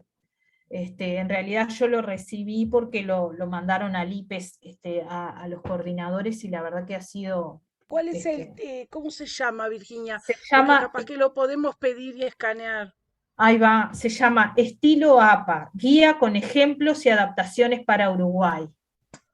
Bien, voy a tratar de pedirlo en el IPES. Ahí va. ¿Y de qué Acá. año es ese libro? No es viejo, es del 2019. Lo encontré, está en PDF. Está, sí, ponelo acá yo lo en encontré el... también. Está, bien, chat. bárbaro. Ahora que diste el nombre lo encontré. Está. Igualmente hay, supongo yo que si es 2019, hay nuevas modificaciones ya que se han hecho. Sí, ahí Digo, va, para hay tener en modificaciones, cuenta, sí. en Google buscando, por ejemplo, normas APA, poniendo el año en el que estamos, en este caso 2022, viene hay mucha gente que pone explicaciones y pone ejemplos, y eso también a veces está bueno porque uno a veces algo puntual que uno quiere no lo encuentra, cómo lo pongo, hasta que se da cuenta por un ejemplo. Claro. Claro, bueno, el libro está todo escrito con ejemplos, por eso te digo que a mí me resultó práctico, y tiene estas cuestiones que son como más estructurales de las normas APA. ¿Viste lo que decíamos hoy? Que hay cosas que van cambiando, pero hay otras que las normas APA mantienen y que son como básicas. Entonces, para dudas así puntuales que uno tenga, como dice Valeria, sí, en internet siempre están como actualizando y qué sé yo, pero tener un manualcito de referencia ahí, más si está en PDF, les puede ser útil. A mí me ha ayudado muchísimo porque a veces hay como dudas, como hablábamos ahora con Luis, que son como muy puntuales y uno no se da cuenta o no termina de caer, y bueno, lo encuentra allí explicado. Bueno, y a ver qué pasó, revista lo que tenía pensado hablar. Y después lo otro que les quería así como comentar, porque también creo que últimamente hay como muchas oportunidades y a veces los docentes no sabemos y no las aprovechamos. El tema de las postulaciones de proyectos, ¿vieron? De animarse a escribir, de animarse a participar de congresos, de animarse a armar proyectos de investigación. Vieron que ahora hay llamados de diferentes instituciones para financiar proyectos, y a veces hay llamados y te dicen, ay, no se presentó casi nadie, muy poca gente, o de repente se abren específicamente para docentes y los docentes no se enteran. Y bueno, y si uno ha logrado conformar un equipo de gente con la que trabaja bien y puede ir pensando un proyecto de investigación para postular y eventualmente después publicar y presentar en un congreso, vieron que es todo como un combo, digamos. Uno empieza a trabajar en una línea de investigación, va armando algo, lo presenta en un congreso, después escribe un artículo, y es como bueno, está bueno que se vayan metiendo en ese mundo, porque además uno obtiene financiamiento, ¿tá?, para poder llevar adelante esa investigación, que no es fácil. Que obviamente son trabajos para hacer en equipo, pero son proyectos de financiamiento a 1, 2 años o 3 años, donde uno puede estar cobrando como investigador y a su vez manejando dinero para poder hacer entrevistas o encuestas, para que me desgraben esas entrevistas, para comprar software, para comprar equipos. Y capaz que hay que estar como al pendiente de lo que es la ANI, Pradine, la CSIC, que son las organizaciones que financian proyectos de investigación. Irse como metiendo en eso también me parece que les abre como otras posibilidades y otros caminos en la comunidad académica. No sé si tienen dudas, o Rubén, ¿te parece que pasé por todo? ¿Me falta algo? Decime. No, me parece que Vale. bien. Hay alguien que está levantando la mano y Sí, Valeria Valeria. Cabrera. Sí, Yo tengo una pregunta, o sea, ¿esos proyectos también los pueden presentar los estudiantes o únicamente ser docente? En realidad a veces salen llamados para equipos de docentes de enseñanza media. Para estudiantes creo que pueden participar de los proyectos Pradine, necesitan docentes guía, como los tutores, digamos, del proyecto, pero en Pradine se habilita la participación de estudiantes. Ahí La está. ANI veo que hace llamados para docentes, han habido de enseñanza media, para CFE, está el CFE Investiga, que no tengo claras las bases, es cuestión de meterse en la página de la ANI y revisar las bases de los llamados, pero de repente si el docente tutor tiene determinada formación, pueden participar estudiantes en los equipos de investigación, sí. No sé, Valeria, si... Ahí va, sí, genial, gracias. Bien. Muchas gracias. ¿Alguna otra pregunta? Sí, había algo acá. En el chat no había más nada. Marcela puso el link al libro. Me lo voy a bajar así después ya. Ah, yo intenté abrirlo y no me dejó. No me deja entrar al link. ¿No dejó? Ah, pruebo No. de nuevo. Voy de nuevo. Capaz que probás otra vez. Bueno, no sé cómo estamos. ¿Estamos bien de tiempo? ¿Si están bien? Nos queda un ratito. Quizás Estamos bien. ¿estamos bien? ¿Están bien? ¿Están vivos? ¿Están dormidos? Sí. Y no, disculpa, apagué la cámara porque tengo baja batería, por eso.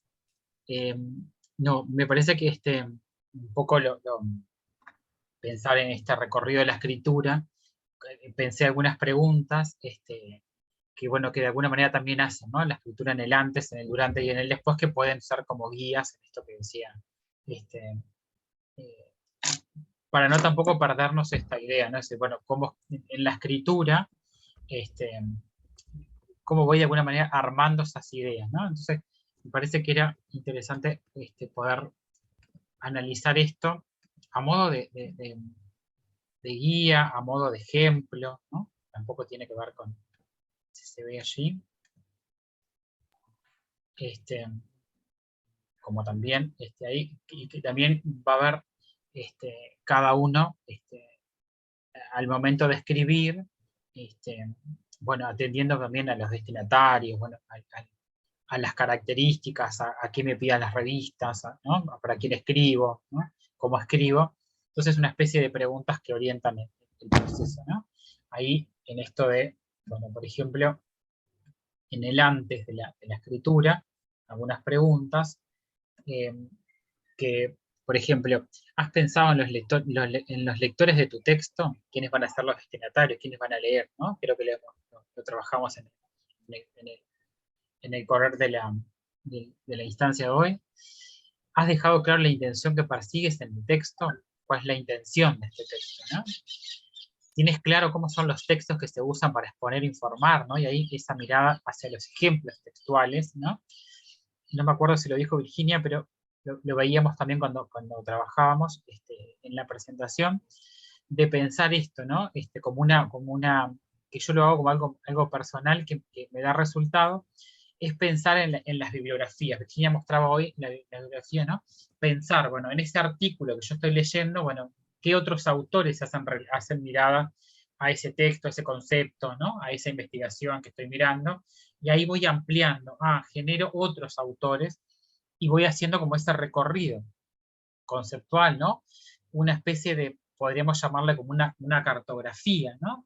De libros, de autores, ¿no? Que me van a ayudar también a entender y a complejizar esta mirada de mi producción, ¿no? ¿Se acuerdan? Para pasar aquello de esta mirada de decir el conocimiento a transformarlo. Cuanto más autores y más entradas tengo a los textos que hacen, que estén vinculados con eso que yo estoy escribiendo, con esa temática en la que estoy escribiendo, mejor va a ser y más complejo va a ser mi texto, ¿no? Dejo de ser un escritor inexperto a pasar a un escritor experto, ¿no? ¿Se entiende esto? Entonces, ¿has pensado dónde se puede buscar información sobre ese mismo tema? ¿No? Y ahí lo que decía Virginia, ¿no? Hay espacios, ¿no? Lugares académicos donde, bueno, encuentro esa información, ¿no? Algunos autores recomiendan, bueno, investigaciones, lecturas de menos de 10 años, ¿no? Que también para interactuar, ¿no? También te has preguntado cómo vas a difundir, ¿no? El medio, el soporte, ¿no? Que también lo podemos ir haciendo pensando en la escuela, pensando en los compañeros de educación media. Bueno, cómo difundir eso que yo voy escribiendo, ¿no? Bueno, en un compendio de determinada cosa, en una revista sobre determinadas características, ¿no? ¿Dónde lo voy a difundir para que no quede eso como cerrado en mi centro, ¿no? O en mi espacio? ¿Tienes claro si el texto va a ser expuesto oralmente, dónde, si en clase o en otro auditorio para otras personas, ¿no? Y ahí pensando, por ejemplo, en esto de lo que decía Virginia de las ponencias, ¿no? Vieron que yo discrepo siempre, y les digo a mis estudiantes en formación docente, discrepo con mis compañeros, colegas docentes, cuando les dicen a los estudiantes que den la clase, ¿no? Y bueno, ¿por qué no nos preparamos y hacemos una ponencia a partir de esta temática y discutimos, una mesa redonda, ¿no? Y ahí yo estoy aprendiendo, no estoy diciendo el autor solamente que después me olvido, ¿no? Entonces, también allí en la escritura aparece esto, ¿no? ¿Qué ocurre en el durante la escritura, ¿no? Durante el proceso de escritura? ¿Has buscado y manejado documentación suficiente, ¿no? O sea, que acá tampoco tiene que ver con un montón de bibliografía, ¿no? Que a veces lo que hace es confundir, máxime si yo soy un escritor poco experto, ¿no? Inexperiente. Bueno, selecciono determinada bibliografía y bueno, con eso yo voy armando mi producción. Después tendré tiempo de agregar otra cosa, de agregarle otra.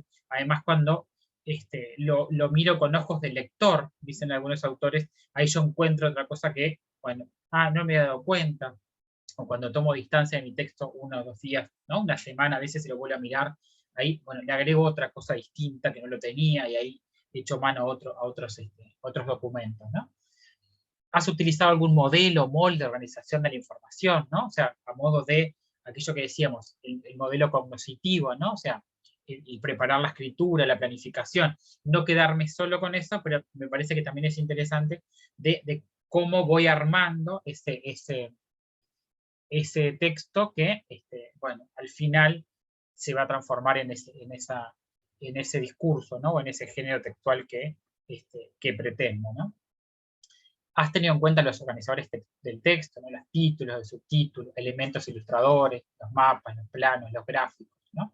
Hay como una mirada, ¿no? En elementos más pequeños del texto, pero también, yo decía hoy, hay algunos ejemplos de los marcadores del discurso que también van elaborando o marcando de alguna manera el desarrollo de ese texto, ¿no? Entonces, bueno, ¿cuándo es la introducción? ¿Cuándo es el desarrollo? ¿Cuándo es la conclusión? ¿No?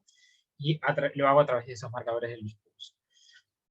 Has tenido presente que tu texto ha de ser coherente, estar cohesionado, ser adecuado, sintácticamente correcto e informativamente rico, ¿no? Que tu texto sea rico, que sea complejo en lo que dice, y va a ser, digamos, como mejor, ¿no? Y voy a tener más adeptos a mi texto en la lectura, ¿no? O sea, alguien va, voy a vender mi texto como en términos más de mercado, ¿no? ¿Consideras que utilizas el léxico con precisión, ¿no? Esas palabras, que no todas las palabras significan, ¿no? Las acepciones de las palabras en las áreas, por ejemplo, ¿no? No es lo mismo decir una expresión en un área que en otra, por ejemplo, ¿no? Has revisado el texto mientras lo ibas escribiendo, los has compartido con otros compañeros que también mencionábamos en el desarrollo de la instancia de hoy. Y después, ¿qué ocurre en el después, ¿no? O sea, después, ¿no? Has revisado el texto para localizar aciertos y errores, bueno, estas normas APA que dice Virginia, no sé, cómo lo digo, esto no me queda claro en la introducción, el que está leyendo no tiene claro esto, dije mucha cosa en la introducción y tengo que volver a mirarlo, ¿no? Antes de darlo por definitivo o antes de enviarlo. Has consultado dudas, ¿no? A compañeros y profesores, has anotado las modificaciones para mejorar el texto, ¿no? Y acá en lo digital, ¿no? En el formato digital es más fácil, yo selecciono, corto, pego, arreglo, no es el que tenía que estar mirando, corrigiendo, ¿no? En la escritura, ¿no? En la escritura de formato físico, papel. Has buscado y te has asesorado con tu profesor acerca del formato más idóneo para editar el texto, ¿no? Y ahí busco también a otros compañeros que sepan, ¿no? Quizás en algunos términos más tecnológicos, lo puedes hacer tal por acá, lo puedes hacer tal otra, ¿no? No sé, la portada, el índice, que a veces nos complica un poco, ¿no? Cómo elaborarlo, cómo hacerlo. Y si tengo que hacer una presentación oral, bueno, cómo lo elaboro en el caso de que tenga que presentarlo, ¿no? En una ponencia, por ejemplo, como decía Virginia.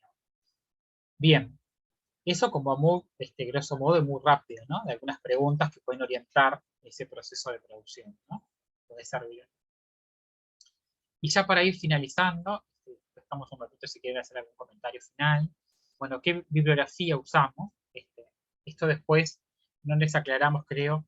Esto queda colgado en Fundades, queda la presentación, ustedes lo quieren mirar, así como la grabación en la página de Fundades.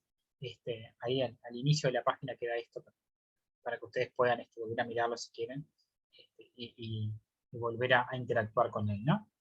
Bueno, Bereiter Scardamaglia, que me parece que es bien interesante para pensar los dos modelos explicativos de los procesos de composición escrita. Bota, tesis, monografías e informes. Ana Camps, la escritura académica de la universidad. Secuencias didácticas de Ana Camps, un libro viejito de 2003, pero está bien interesante. Después Carlino, ahí me quedó junto. Escribir, leer y aprender en la universidad. Carlino, creo que lo más cercano es Argentina y ha trabajado mucho en esta línea y es muy clara también en cómo escribe, ¿no? Bueno, Marta Marín, hay un libro nuevo que es Escribir textos científicos y académicos, una guía práctica muy, muy interesante. No sé si lo ven por ahí, pero ahí es este librito. No está digital porque es muy nuevito. Acá tiene cosas muy básicas que me parece que son bien interesantes. Bueno, Federico Navarro, que hay mucho material también en la web. Hay un espacio en la Universidad de O'Higgins sobre lectura y escritura, sobre todo para pensar esto de la escritura para aprender en las disciplinas y la lectura y la escritura en la escuela secundaria. Dora Riestra, que también es argentina, me parece que también tiene esta idea de algunas miradas acerca de, bueno, el uso, sentido, la forma, los géneros textuales, las consignas, que sería otro tema para trabajar.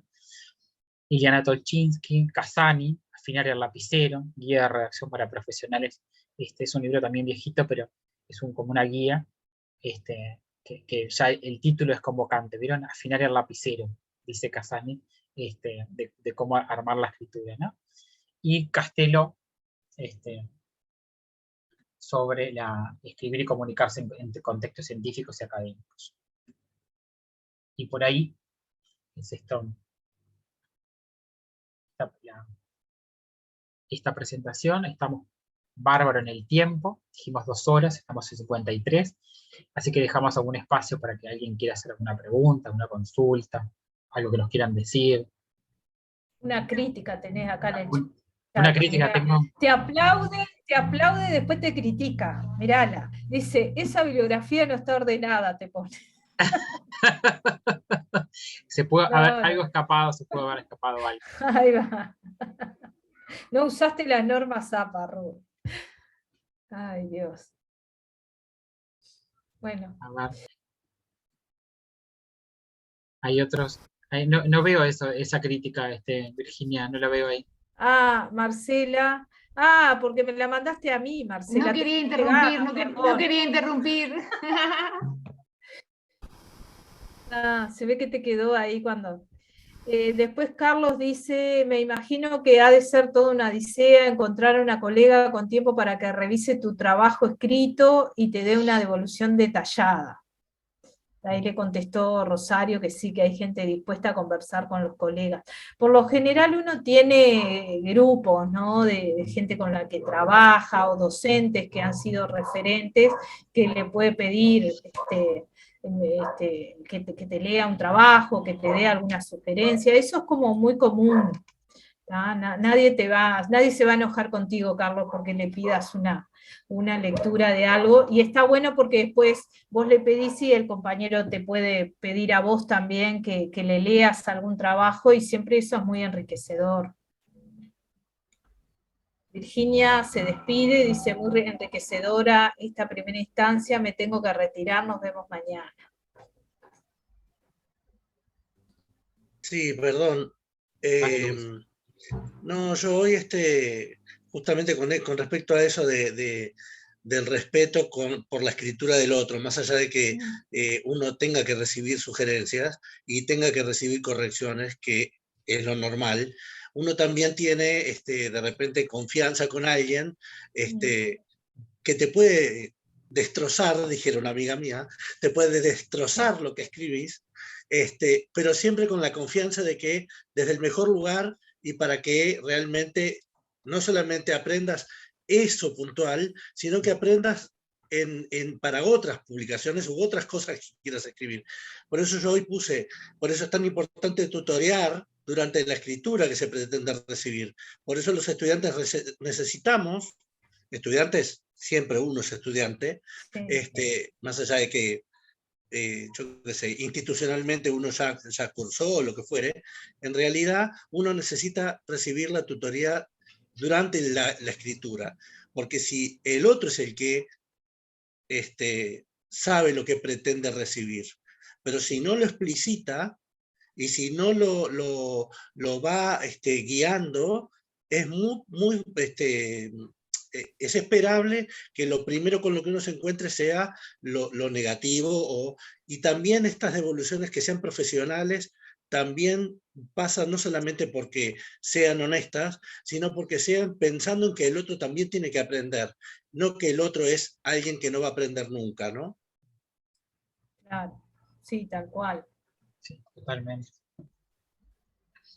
Luis, yo te puedo asegurar que Rubén siempre está dispuesto a escuchar y a leer tu trabajo. A veces demora un poco, pero siempre está dispuesto. Te lo digo por experiencia propia.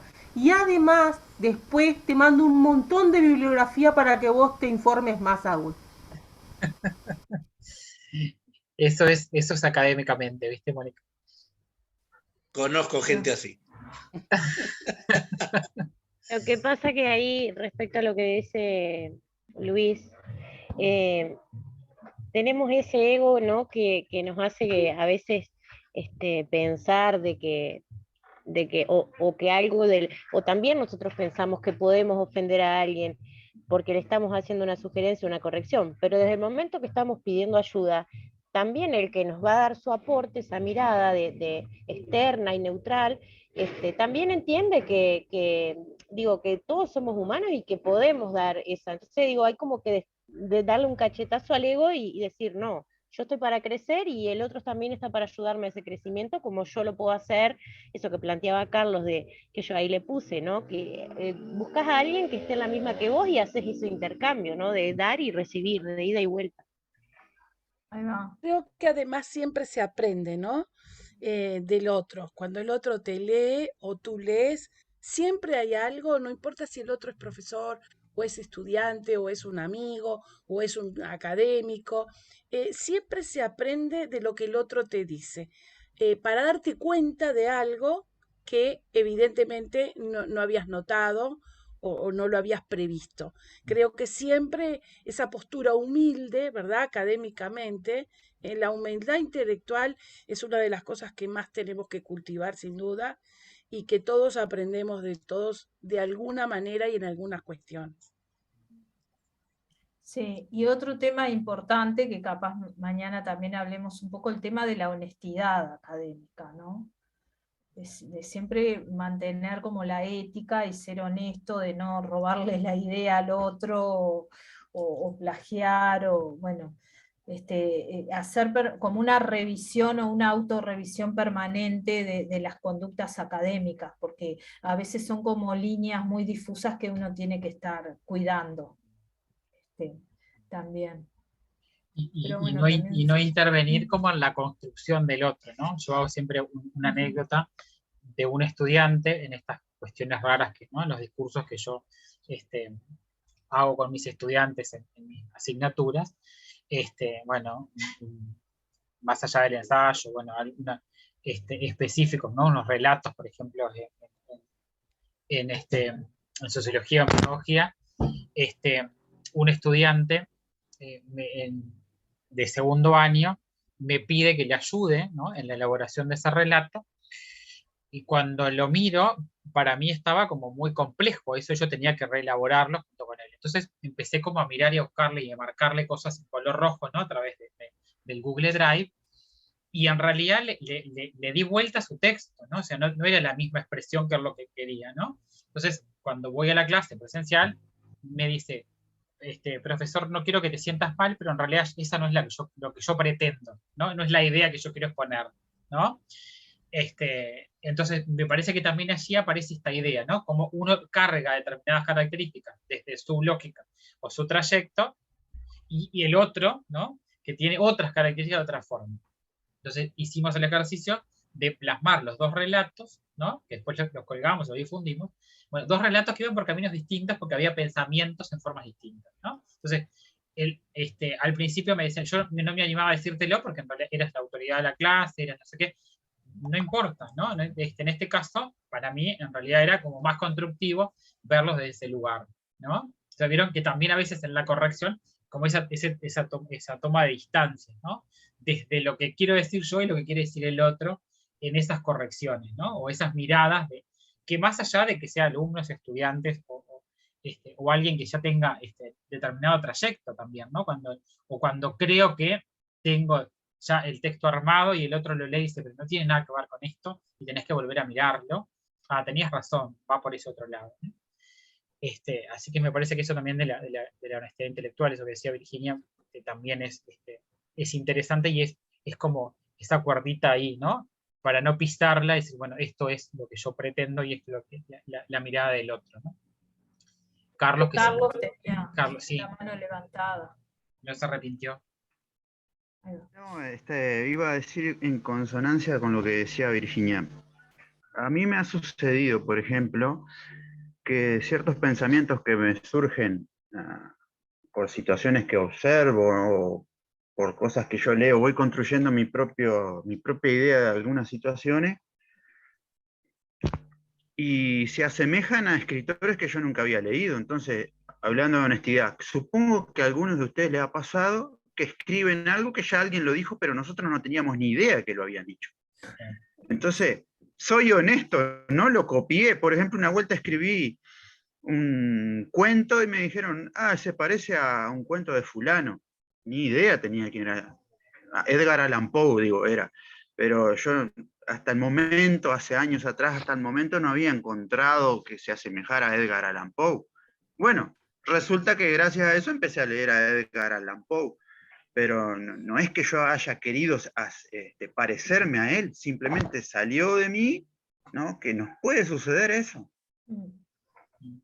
Es tal cual, Carlos, ocurre. A veces lees cosas y decís, pero son cosas que yo ya escribí o pensé. Eso no quiere decir, porque parecido no es lo mismo, ¿verdad?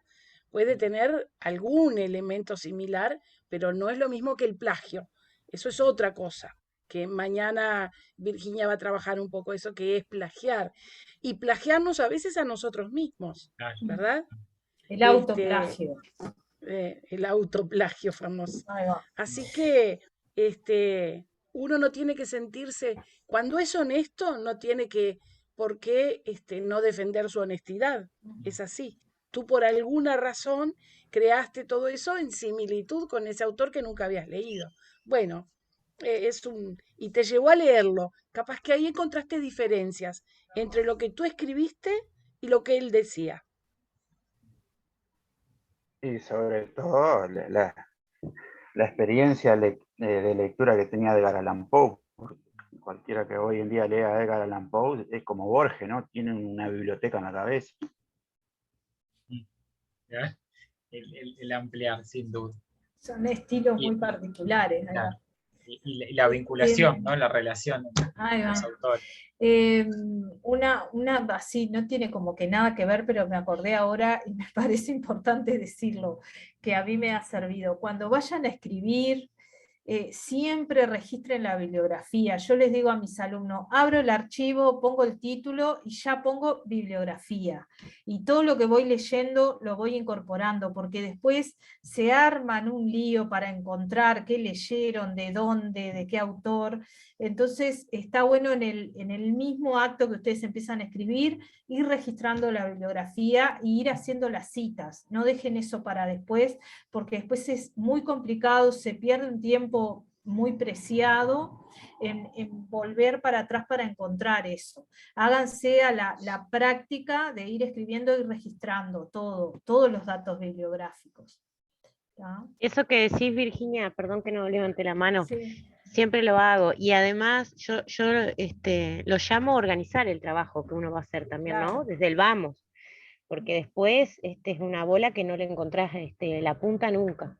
Claro, sí, aparte uno lees mucho cuando estás trabajando en un tema y te olvidás de lo que leíste o decís, ay, yo esto lo había leído, pero no me acuerdo dónde, y tenés que empezar a revisar, ahí te enloqueces. Entonces es mejor, yo a veces lo que hago cuando estoy escribiendo algo, tengo un cuadernito y anoto el título de lo que escribí y las ideas que registré de ahí. Entonces, después cuando quiero volver a esas ideas, ya sé puntualmente dónde están, en qué página, en qué texto. Uno va como encontrando también sus propias dinámicas, ¿no? De trabajo para ordenarse y organizarse. Porque si no, después, ya les digo, es como un lío tremendo. Bueno, no sé si... Bueno, Muy creo que bien. es momento de cerrar, ¿no? Al menos esta primera Ahí va. parte, creo que hay unos chat Sí, de- muchas gracias a todos por las valoraciones que están allí en el chat.